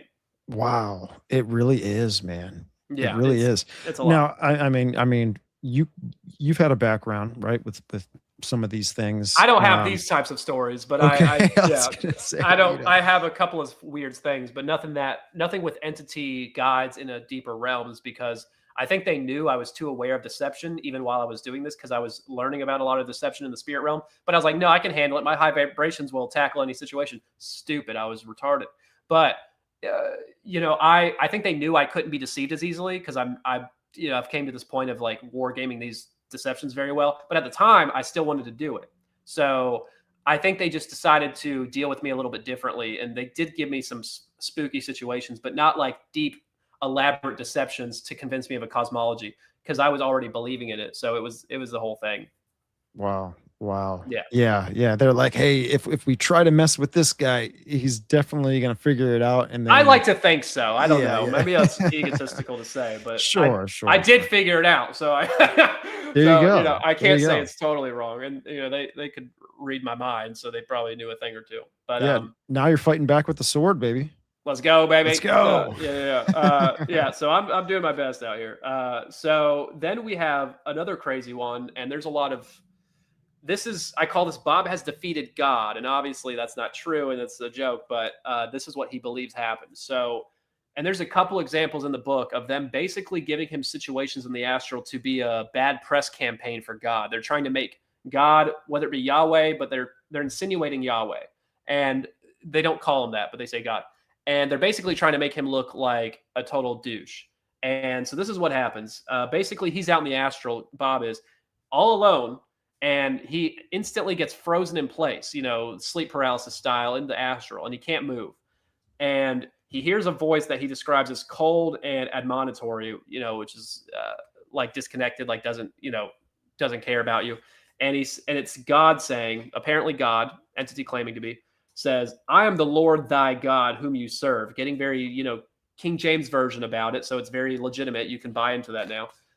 Followed by Monroe's description of what happened. So he says, a feeling of intense pressure as if I am dissolving. Now I'm in water. My lungs are full of water. I must have air. Get rid of the water. No, it can't be. It isn't so. There is no water. I have no lungs. I am being made to think that is where I am. It's an influence. I know it's not so. The pressure releases. I can feel fingers of energy probing for the core of me. I can stop this. Close the receptors. Close tight. I remember how. God says, you do not remember. You do not remember. He's like screaming at him. And then Bob says, but I do. I remember the tests. They were so real. I am ready for this demanding energy. It cannot harm me. But what is this? What God can this be? It cannot harm or affect me, even though he has him in an astral headlock and he's giving him a vision. Whatever. God says, "Do you not accept me as your God?" And then Bob says, "The idea of a God that threatens amuses me. I let this idea flow out. Do you not fear me?" And then he says, "I release a picture of me blowing apart again and again into a million fragments and reconstituting after every explosion." God says, "You are damned. You are no more than wasted energy of me who is your Lord." The energy fades to a tiny point and then it vanishes. Okay, so first of all, they're making God look like a pathetic loser who can be defeated by your mental fart that you're throwing at him. Doesn't make any sense. And he defeated him just by mentally, like, pooping on him or something. So whatever. And God's being really not that intelligent about it. He's like yelling at him and just not seeming very calculated whatsoever. So it doesn't really represent a highly intelligent being. And I just find it a silly situation they put him in. So he could be batting 1,000 win against this God figure and be like, "You can't affect me. I'm the baddest in the land," type of situation. Yeah. And so you have this entity that is framing God, right? Yep. It's not obviously God. No, right? he's a lot more powerful than that. Yeah, they're creating this illusion that this is God, which what's funny, what's wrapped around the story is that it's like this is some sort of demiurge trying to keep control over you of some sort, and then you have the other entities are like feeding him like, "No, you can break free," and it's like this constant Gnostic journey through all these trips with all these people, man. Yeah, That's and how you can see who the author is. Yeah, You know? absolutely. And people say, like, when I talk about this, they're like, "Oh, you really think astral entities or demons or whoever will put this much work into deceiving one man?" And I'm like, one man who's the biggest asset ever. He got over 1 million copies sold of his books in the before resales. There are millions and millions of people reading these books, including myself, and they are influencing tons of people to go into the astral. I don't think they put this kind of work into every astral traveler. I think they do to assets and people who are doing the work. And Kurt Leland, was told by his guides, "We actually selected you a long time ago for this great work to map out the spirit realm and share it in a book. We wanted you to be an author." They told him that. And they said, "We did the same thing with Robert Monroe, your hero." They said that. They said, "We did the same thing with him. We wanted him to be an author. We chose him for this." They're an asset. So they're getting special treatment. I don't think everybody gets this, but people who are sharing it absolutely are getting the crazier stories that are more time embedded into it. So that's an important note to keep in mind. We also we got a couple more, and then we're gonna get into Bible stuff. Okay, Let's do it. For bearing with me. What's up, chat? What's going on, everybody? Hello, chat. I can't see you, but I hope you're saying nice things about me, please. I think if you have a comment tab up on the right side panel or something, I'm in might be able to chat. see the chat there. I don't know. Oh my God! Really now I can. Like. Now I can. There you go. Okay. Okay. I'll get distracted if I look at it. So right. Okay, that's funny. All right, so we got memory theft in the astral hot tub. So Leland is at this healing center in the astral where dead people, their souls are going to go to, and he's an astral traveler visiting. So when you die, you're going to go here and you're going to use it for healing. And he says a shade, which is his term for ghost. A shade was seated by the side of the plunge. She was unaware of my presence, yet I had no trouble of reading her thoughts. She was about to go back into the memories of a particular time in her life. Apparently, the function of the spa region was to give shades an opportunity to heal themselves by remembering difficult events and figuring out why they occurred. Somehow, I accompanied the woman into her memories, which both of us experienced as if they were happening right now for the first time. One, she didn't initiate that. She didn't even know he was there. He didn't try to do that, but he's just close to her and gets pulled into her memory, right? And he relives it as if he's her. He knows he's not because he just remembered what happened, but he gets pulled into an instant switch and reliving a memory that wasn't his. Now, in part 2, if we do that, you'll see a bunch of examples of things like that where people are getting regression of past life memories or spirit releasement therapy. And they admit that often the past life memories can be spirit attachments of ghosts, not demons impressing them, but ghosts reliving that ghost's memories. And they say that happens so often, we have to get rid of the spirits before we can trust past life memories. So I'm just letting you know, there's many, many more examples than I just said of people reliving past life memories that are admittedly not theirs. Just putting that out there. So that happens a lot. But a lot of people don't know that. Hmm. Yeah. Yeah. Necromancy, man. You Yeah. know, It's talking with spirits, man. they'll give you Wild. what you want. If you go in, I say I want a past life memory, I'm gonna go see a past life therapist. Oh, you'll get one. You just gave the clearest consent possible for it. Mhm. Let's see. We got more here. I wanted to ask you this, man. Go for it. You know, how since this is becoming more normalized in culture today, how easy is it to really do this? To To go out of like body. astral, yeah, out of body. Okay, so it took me a couple months to really get it as a regular thing. And I was trying every day for like 30 minutes a day. Now, I think here's my belief. I think it's easier for some than others, and that has to do with how merged you already are with demons via your lifestyle, your amount of sin in your life, the amount of doors you've opened. And I'm not saying I'm perfect, but even when I was doing occult stuff, which is the biggest open door immediately, um, I was living a pretty clean life. I was probably being a hoe too much. That's I've given up on, of course. But I was living like a generally I was a good boy aside from smoking a lot of weed and drinking a decent amount and having a negative mindset really just and that opens doors in and of itself. And I didn't have God, so an occult practice is a big door opener. So I'm not going to say I had that much protection, but I think for some people it's much easier if they're more on the side of I don't want to say evil, but if they're more in that darkness, I think it's easier for those people. And there's patterns of that I've seen. Now, if you want to do it, you can do it. I don't think it's super super easy and happens immediately because they even if they can jack into you and give you this experience really quickly, I don't think it's smart for them to want to because one, not everybody who goes out of body is going to be an asset, and they want to utilize their resources. That's one thing because they don't have an infinite amount of people or part of their Borg. They only have as many as died in the flood. That's to keep that in mind. Two, I think that they wait to find someone dedicated who's really trying it every day because a lot of people give up pretty quick. I think they want to submit their resources to people who are more dedicated so that there'll be more assets for future disinformation for other people. So they're selective. But I think they can give these experiences to more people more easily who desire it because you're giving consent. I just think they choose not to because if they give it to everybody immediately, it'll be too much for them to handle. That's one thing. Two, I basically said that, but there was a whole other point I had, and I'm losing it right now. But I, I think it can be easy, but it depends on how they're reading you. And some people it takes months and months, like a year. Some people it takes like a few tries. It took me a couple months to get it like consistent. So, and then I was doing it a few times a week for a couple months until I had too many demonic encounters to where I was like, this doesn't make any sense. I'm getting freaked out.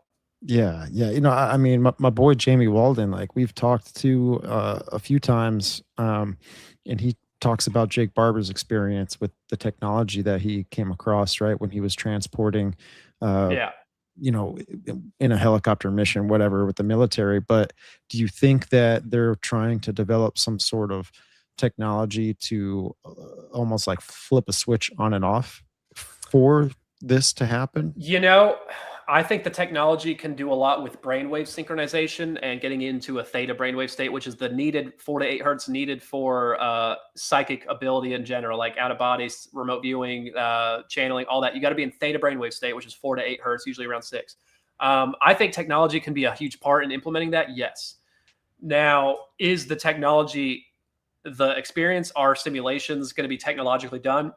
No, I think they would rather you believe that, and that's what the SSP thing. There's a backup failsafe for that, where people think, oh, the implanted memories are from machines, and I disagree with that. I think it's so perfectly done consciously. Even if you had technology that could do it as immersively, why would you rely on it when spirits can do it mastered and not have any errors or glitches?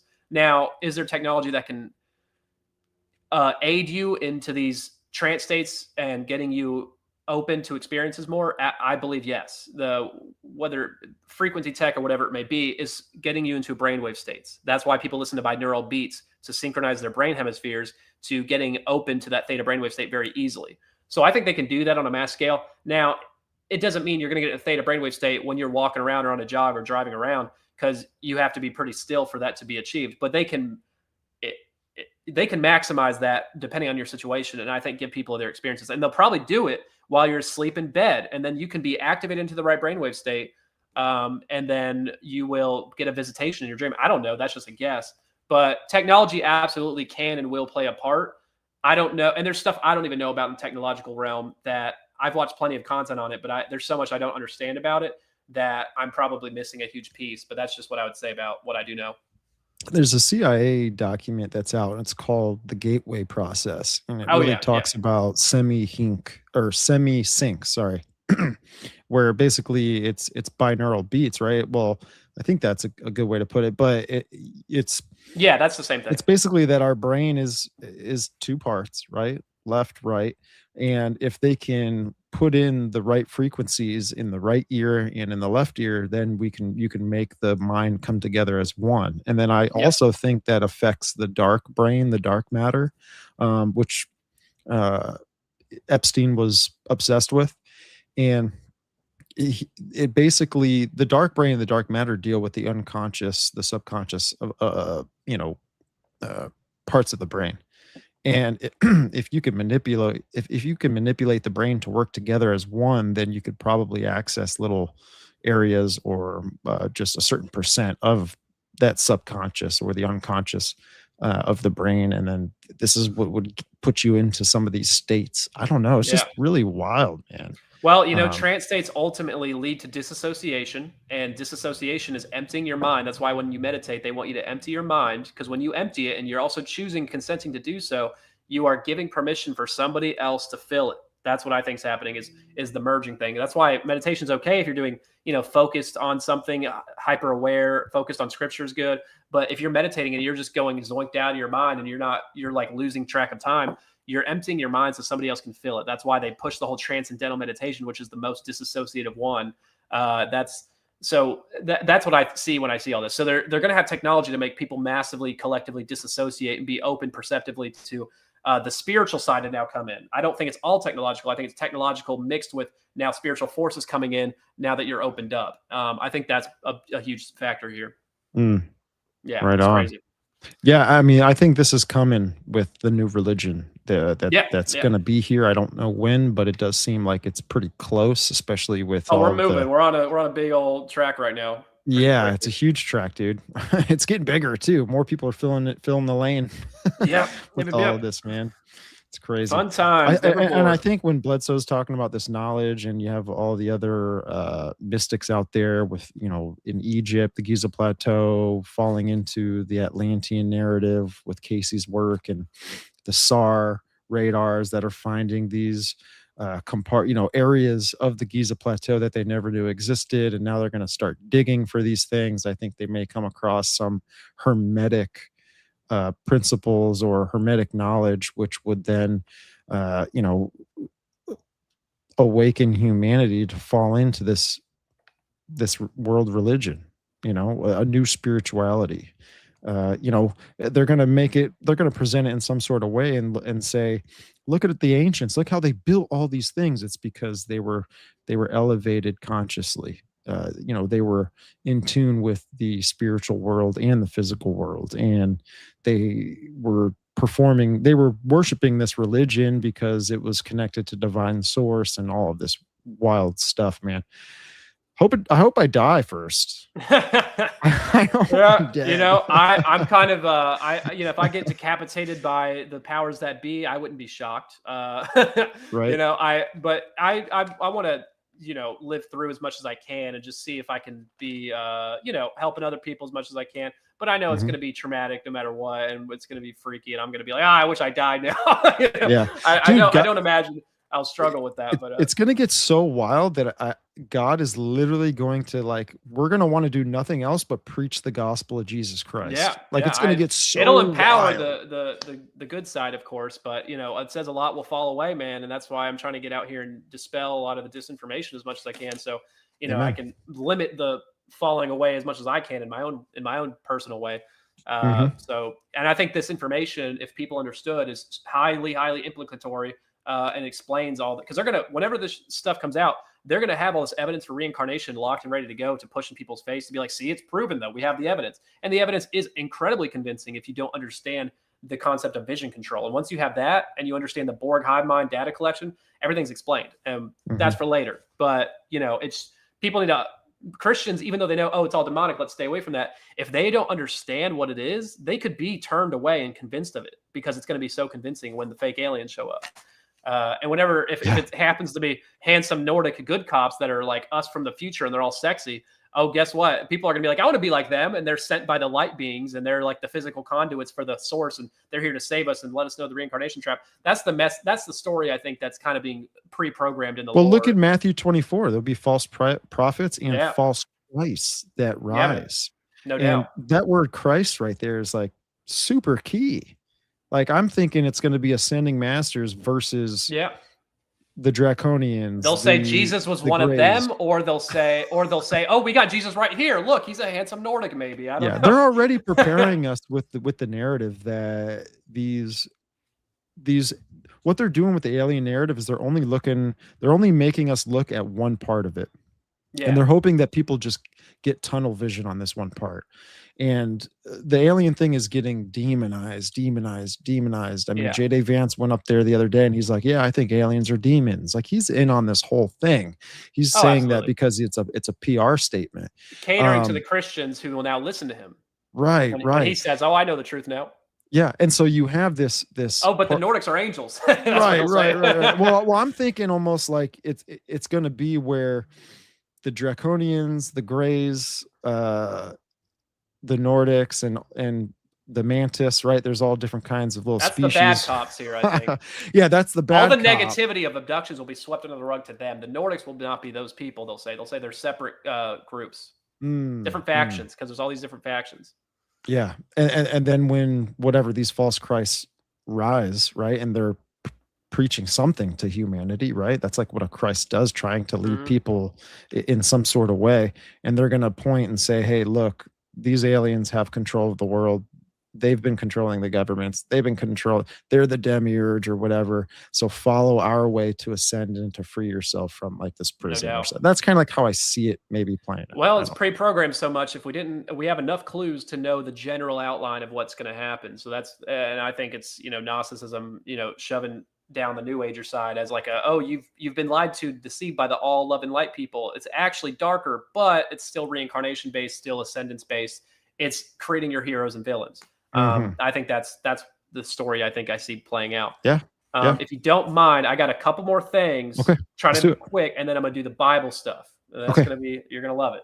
Cool. So I want to talk about Vicky Joy Anderson again, who I love. I think she has her work coincides with mine here, and she's the sleep paralysis woman who has a lot of experience there, and she knows all about the dream realm and how demons infiltrate and their influence there and how they consent farm in these situations. Now, she talks about sleep paralysis a lot, which she's had hundreds or thousands of times, tons. And she says that she's had it so many times that she eventually started to notice when she would wake up, and when you have sleep paralysis, your body's frozen, but you can move your eyes and you can see, and that's about it. And you can think. She says that she eventually started to notice in her room, even in the dark, that things would be out of place. Examples from her or other people that she's interviewed who've said the same thing. A window will be a few feet moved from where it's supposed to be. An object in the room that never was there is there, like a small little thing. Colors may be different.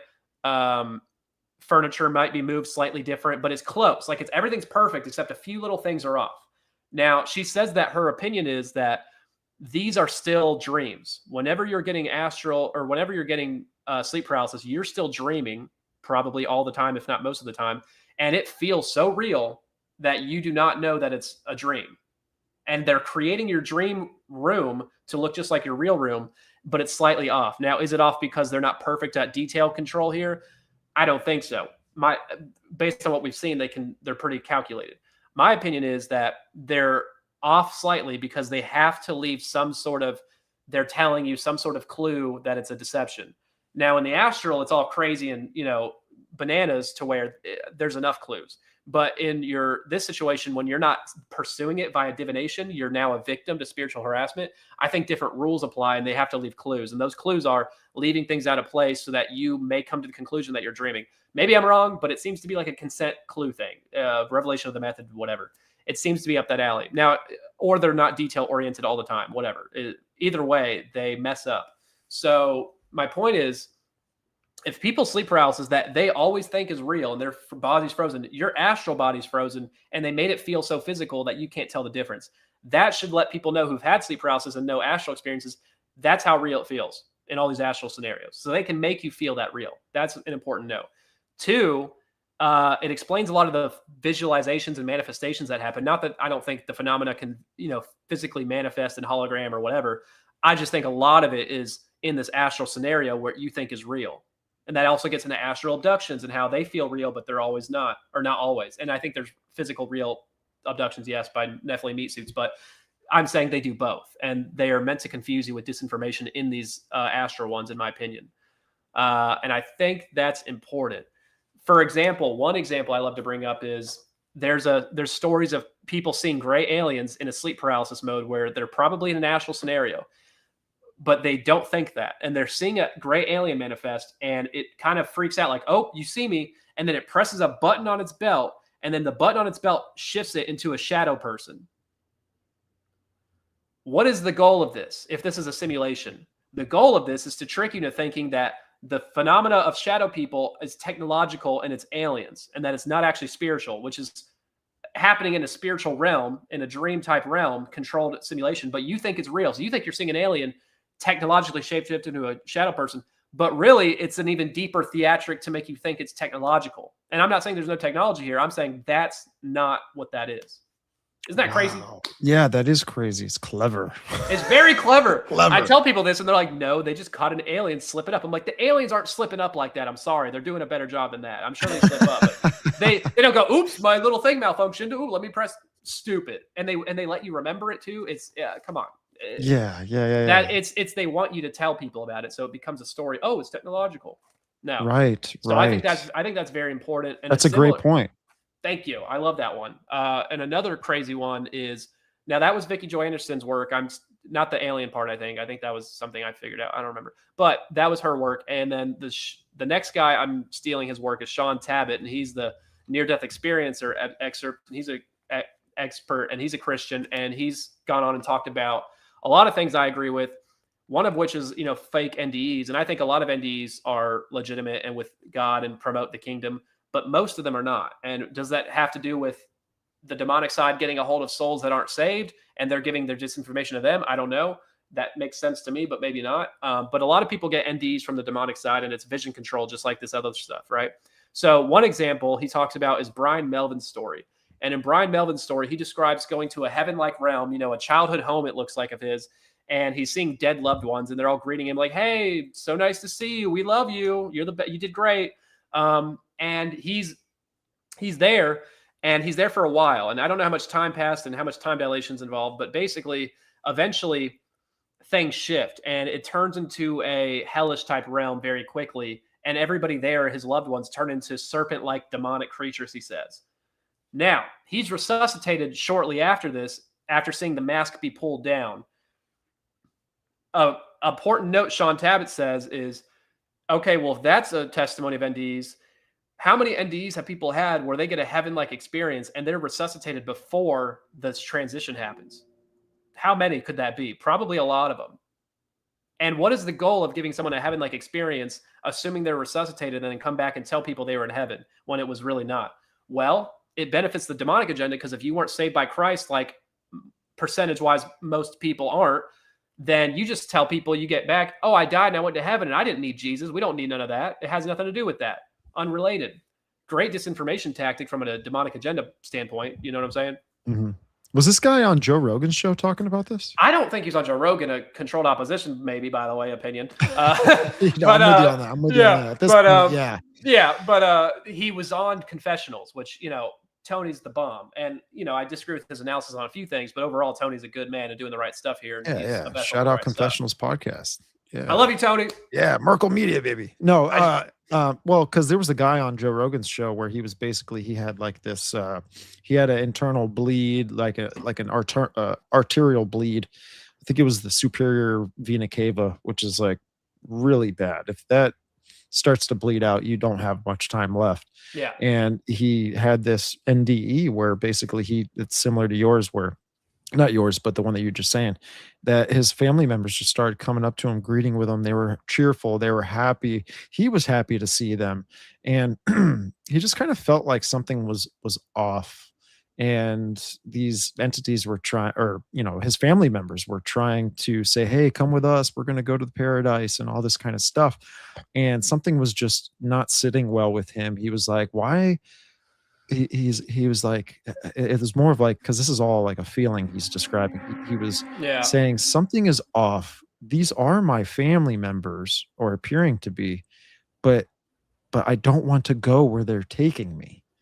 And so when he started to separate, when he started to kind of spiritually push back, which then I think these entities realized what it is he was thinking, a light just, I mean, like God's light was shining like behind him. And he knew that that was the truth.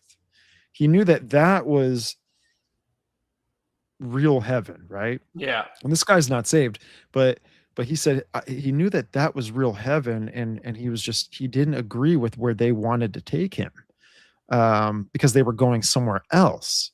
And so when he started to realize and he started to back away from the illusion, they got pissed, and then they started getting angry, and his family members started turning into like these. They're powered by your belief. Question their and then all of a sudden, dude, a black pit opened up and they all jumped in the pit. he was like, what is going? And then he got, they surgically fixed the problem, and they resuscitated him and stuff. He was dead for a few minutes or whatever. That's kind of hilarious. Wild. I pray for people too, like that have those experiences, and they're still hesitant to the gospel. They're still hesitant to the Lord Jesus Christ. I just pray for those people that, God only sends a few messages your way, man, until your heart gets so hardened that there's really, you're not going to end up choosing him and believing in him. So that's why I kind of just sneak a little prayer in for some of those people. I love it, man. Everybody gets a fair opportunity, but you can only, turn him down so many times until he's not going to keep fighting for you in that way, because once your mind's, I mean, he knows everybody's path, but he gives everybody a chance, even if he knows they're going to not take him up on his offer. You know what I'm saying? Which is beautiful in a cosmic sense. He's trying to be fair with everything, but that's a crazy story. I've heard a few similar, but the jumping in the pit part I thought is hilarious. I've never heard that. Yeah, and when he saw it, he was like, "Oh, snap!" Like, whoa! And then I think he's really messed up from that, because now he's probably like, "Whoa, I really thought these were my family members." But is that a real? But is that a real thing he's seeing? Is that a real pit portal, or is that a whole fabrication for the whole story that they're trying to build? You know what I'm saying? Sure. That's the element you have to keep in mind. Deception within deception within deception. As long as layer, you think layer. They want you to believe it's real. So as long as they can end on that note, not saying that the God's influence there isn't real. I'm just saying, like, the whole potential is much more nuanced than we might think. No, I agree with exactly what you're saying, because I see it that way too, because that's how deceiving these things are. When you think it's just one layer, no. Zoom out more, you'll see another layer. Zoom out. That's why explaining this. Yeah, that's why explaining this to the normies out there who don't delve into the details. They're going to have a hard time adjusting to the new normal. Which is going to be all over the place. Dude, you should see the backlash I get about saying that, Alex Jones is in on all this stuff. That's beyond obvious. I feel like he's the white magician that's exposing the black magicians. And it's like, dude, if you listen to some of his rants and what he says, he'll say it's up to humanity to break away from this. And I'm like, oh, there it is. Yeah, well, and supporting Trump until like a week ago is also a sign that your discernment is out of whack. And he never hardly talks about Jesus. And I think he claims to be a Christian every once in a while. But you have to infiltrate Christians to deceive Christians. That's why it says the end times there will be even the elect might be deceived. How do they do that? They have to deceive Christians. How do they do that? They have to infiltrate Christianity. There's going to be a lot of fake Christians, and a lot of them claim to be Catholics. By the way, a lot of the alternative media that we trust so much they all go back home to mommy. That's all I know. Exactly. The goddess, man. It's wild. I got a couple more things. Well, I think I can skip to the Bible stuff now because I really want to get into it. And if we have time for more, you let me know. But I know we're getting long here. Yeah, I got you. And there'll be more times, man. I'd love to get you on. Oh, I have so even much throughout good the week, stuff for man. you, brother. Don't worry. Yeah. Because the schedule's kind of open. It's really just me doing streams and solo podcasts. I don't really have any guests lined up. So I'm trying to do as many guest spots as I can, as much as possible. And I'm doing part 1, 2, and 3 in order for whoever I go on because it needs to be done in a certain order to be really powerful and convey the message. So I have it all planned out. So Cool. whenever you're ready, no rush. But I got tons of fun stuff. So we're gonna get into the Bible stuff now and how it promotes what I'm saying with the vision control and psychic ability. Did you have anything?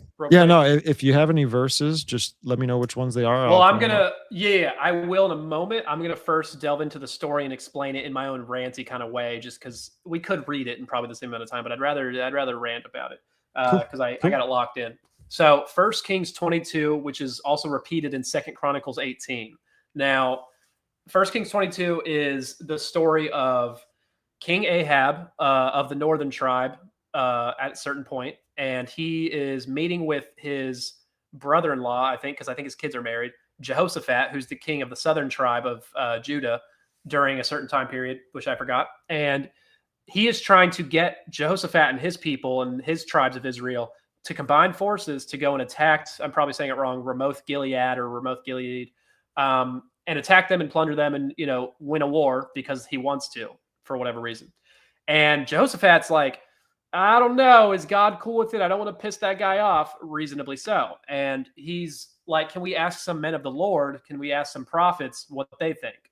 So Ahab's like, hell yeah, brother, we can get some prophets. I got 400 lined up. Literally, it says 400 came. And these are pagan divination seekers, occultists. These are not chosen prophets of God. Keep in mind, Jehoshaphat may not seem to know the difference very much at the moment, but he feels something's off. So these 400 prophets show up, and they all say the same thing. Oh, we see a vision. And I think they're remote viewers, or they're getting downloads from spirits, but they're basically remote viewing, it's described as. And they're saying they see a vision and that they're going to be successful. I see the future. You're going to do great. Just do it. You're going to kick butt. So they all say this, all 400, an insane number of prophets, by the way. So Jehoshaphat's like, I don't know. This feels kind of off. He probably feels that they're just saying what he wants to hear and that they're all having too similar of a story. He's like, this is weird. So he's like, can we get like one true man of Yahweh God, like make sure that he's like pro, all that stuff. And Ahab's like, fine, whatever. I'll get Micaiah, who is what you're describing. And I don't like this guy because he's prophesied bad fortune unto me in the past, which means telling him what he doesn't want to hear and probably what God told him. So he gets a messenger to go fetch out Micaiah, and the messenger tells Micaiah, hey, don't stray from the story. We're going to war, and you need to say the right stuff here. And Micaiah's like, I'm going to tell him whatever God tells me. Amen, let's do it. So he shows up, and Ahab asks Micaiah, hey, what do you see for us fortune-wise, brother? And he sarcastically roasts him and is basically saying what he wants to hear, like, oh, you're gonna kick butt, and everybody's gonna die under your arm. I'm paraphrasing, but whatever. And he's joking around with him. And then Ahab's like, hey, dude, tell me the truth right now before I, slap you in the face. And then he ends up telling him, and then this is where God jacks in my opinion. He gives him a vision. So he gets a vision right then. And his vision, he says, he sees God communing with his heavenly council. He says that the council is talking about how to deal with Ahab because he's being a real problem for the northern tribes of Israel, right? And he is problematic and going to get a lot of them killed in this war. So they're like, how do we get rid of him? And they're not going to go just smite him. They work under free will laws. They work under their own laws. They're trying to use his own heart to get himself in trouble, which is what this is. So he says he sees an angel raise his hand and go, oh, what if I go down there and be a lying spirit in the mouths of all the prophets? Now, and then God says, well, do it. You will be successful. Now, God knows what to do. He can handle whatever, but he's letting his creation play out itself and live out for him. His children do his thing, which I respect. And then Micaiah says that he's telling him the truth. He's telling him what really happened to Ahab. So people would go, oh, well, God's using an angel to deceive Ahab. And it's like, no, Ahab's own heart let himself open to this deception. And now he's giving him the full truth and giving him the choice. Hey, you can choose to go with your own heart and your own desires, or you can choose to submit and repent and give yourself to Yahweh, and you will be spared. But he says, if you go to war, you will be killed. So he tells him this, and Ahab goes, "Nah, you lying, bro." And he slaps him and he says, "You're going to prison." And he takes him to jail. And Micaiah says, "You're going to die if you go to do this." So Jehoshaphat's like, I really don't want to piss anybody off. he's trying to be the good guy, but he goes along with Ahab, and they go to war, and Ahab is killed by a stray arrow that hits him randomly. Not even aimed at him necessarily, just a stray arrow that went flying. And he bleeds out over a course of a few hours. And Jehoshaphat, who was kind of stupid, but generally well-intentioned, he's about to get attacked by these people on the other side. And then he cries out to God and repents in front of them, and they leave him alone because they realize it's not Ahab and they're really after Ahab. So God spares him. So because he repented. Now, what is the story telling you? This is telling you not only did God handle that as fairly as he possibly could, but if an angel can give 400 prophets the exact same vision and data download information, the exact same, do demons seem to have the same ability? I would say yes, because they are usually the ones involved in these occult practices, but this is a time when an angel stepped in to do it. I think it's usually demons doing the deceiving, obviously, but this is a different, more biblical, historical moment here where God needed things done his way. So my whole point is here, if angels in the Bible are admitted to have this ability and demons seem to have the same, if they can do that with remote viewing, this stuff with the astral travel and the psychic ability control doesn't seem far-fetched at all from a biblical perspective. Do you know what I'm saying? Yeah, yeah. No, I do, man. You know, I think they do have power. They have the power of illusion. It's kind Yeah. of like when you see in Revelation when the three unclean spirits come out of the false prophet Yeah. and the dragon and the beast. It's like they're those characters right there in Revelation are the ones that are creating this illusion and leading humanity into the wrong direction. You know what I'm saying? God gave him this, endowed him with this power and didn't take him away from him because it is the tool for deception, but it's how he has used evil for good by balancing and testing us. It is balancing the world, making good and evil be able to survive, which evil is going to survive without demons or not, by the way. But it's giving us a true test because this earth is not supposed to be, this is not heaven. We get heaven based on how we handle our testing. So they are a tool for a necessary evil for the greater good. So ultimately, I think there's something I can add to this. It's Deuteronomy 13, 1-3. 1-3. Yeah. Oh, how did I know? Because I was going to read that too. All right, go ahead, read it. I'll throw it up. It's funny because that's exactly what I was going to read. Is it really? Hey, yeah, man. Yeah. No, you killed that. That's exactly. Well, I have a few verses here, and that's my go-to first one. So yeah, that's exactly what I was going to pull up. If there arises among you a prophet or a dreamer of dreams, and he gives you a sign or wonder, and the sign or the wonder comes to pass, of which he spoke to you, saying, "Let us go after other gods, which you have not known, and let us serve them. You shall not listen to the words of that prophet or that dreamer of dreams, for the Lord your God is testing you to know whether you love the Lord God, your God, with all your heart and with all your soul." He's telling you, I'm going to test you to make sure. Yeah. And that's a beautiful verse, man. I'm glad you brought that up. Yeah, that's funny. I had it all highlighted and everything, and I love it. It's something I've been hitting lately too, man, because I think that's something that's going on right now. Yeah. And there's a few more Bible verses which you can pull up. Jeremiah 14:14, which is there's a couple of these, but they admit to this false vision thing. They say it verbatim. But yeah, I would say pull it up. So Jeremiah 14:14. Yeah, and I'll read it in a second. Cool. Sweet. Yeah, it says, "And the Lord said to me, the prophets prophesy lies in my name. I have not sent them. They prophesy a false vision, divination, a worthless thing, and the deceit of their heart," which is everything we've been saying. False vision, it's glossed over. It's not in detail, but it's not supposed to be. It's a big enough hint for sure. But he says that there can be false visions from the demonic side. He's admitting it right there. So this is exactly my whole thesis. It's just told you flatly in the Bible. I'm surprised nobody seems to talk about it. And it's based off your own heart because they're catering to your own heart and their disinformation narrative overall. But it's a mixture of the two. And then there's Jeremiah 23:32, which is kind of a repeat somewhat. And it says, I'll wait till you get there, 23:32, and it says, "Behold, I am against those who prophesy false dreams, says the Lord. And and tell them and cause my people to err by their lies and by their recklessness. Yet I did not send them or command them. Therefore, they shall not profit this people at all, says the Lord." So again, false dreams. Okay, what does that mean? Does it mean your subconscious created it, or does it mean someone impressed it upon you? They're admitting to the whole thing we've been speaking about. Yeah. Yeah. Amy says, "Oh wait, Stephen has a digital Bible. I didn't know they made those." Oh my Yeah, they're gosh. there, baby. Yeah, there's plenty of God is those. everywhere. That's funny. Yeah. No, there's something to this, man.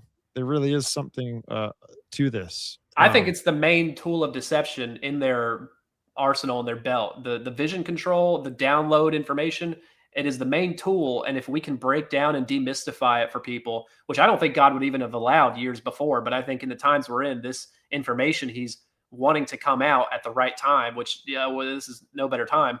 And I think it's meant to be understood so that we can limit the amount of people who are being deceived. Because if we can explain these deceptions in this way, in a biblical way as well, people can go, oh wow, we were told about this the whole time, and it's been in our faces and we've ignored it. You know what I'm saying? People acknowledge this thing generally, but they don't understand the detail and control, which is what I want to shine a light on with my work here. Yeah, man. No, it's super important, man. And hopefully we can bring some awareness to others, right? Like that's the whole point of this show, I think, and that's biblical hitmen, right? It's like taking out the deception layer by layer by layer to hopefully bring the gospel to others out there and to, get people to just get saved, man. Yeah, man. But it's sadly deeper than that, as you know, because you have these quote unquote Christians who I'm not saying aren't saved, but you have plenty of Christians who are doing divination, doing astral travel, doing holistic healing of methods that are demonic theater, which is what part 2 would be about. And they are deceived, and they will be deceived by further things because they are slippery slopes that guide you into non-biblical belief systems, such as literal aliens on other planets, old Earth. And I'm not saying old Earth. I get it. I get why people believe in it. I did too. But I have a lot of evidence to support young Earth now and hydroplate theory. Shout out. Watch the hydroplate theory video. And also, if there is old Earth, then you can account for aliens and all these things because it makes sense. But the Bible says on day 1 he created the earth, or it was formless and void, right? And then on day 4 it says on day 6 he created man, and it says on day 4 he created the stars and everything in the solar system. So he created earth first, he says. And if we're to take that literally, which I do, it's saying the whole system, the whole story of the universe is based around one planet. And it ends at the end of the millennial kingdom, after the 1,000-year reign. I'm going to recreate the new heavens, the new earth, based around one planet, not all these other planets out there with these infinite galaxies. Yes, he made the universe infinite expand. I'm not a flat earther, sorry, I'm a glober. But he made the infinite universe, and people are like, why would he make it just for us? Because he's the baddest in the universe, because he's that cool. Yeah, because he could, because he can. He's the baddest in a good way, people. And it also, yes.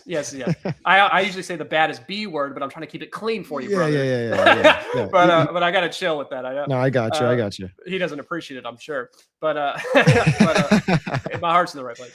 But I just think that's what's going on. And it also feeds into the greatest deception that meant for the end of time. The whole alien deception is a big facet of the great deception, I believe. And if it was obviously a flat earth and it was undeniable, it wouldn't really be easy to deceive people into being non-Christian in a lot of ways, because it would feed into the Bible too much. So I think it's also for that, but I think it's because he can. It's easy for him. He's infinite. He can do anything he wants.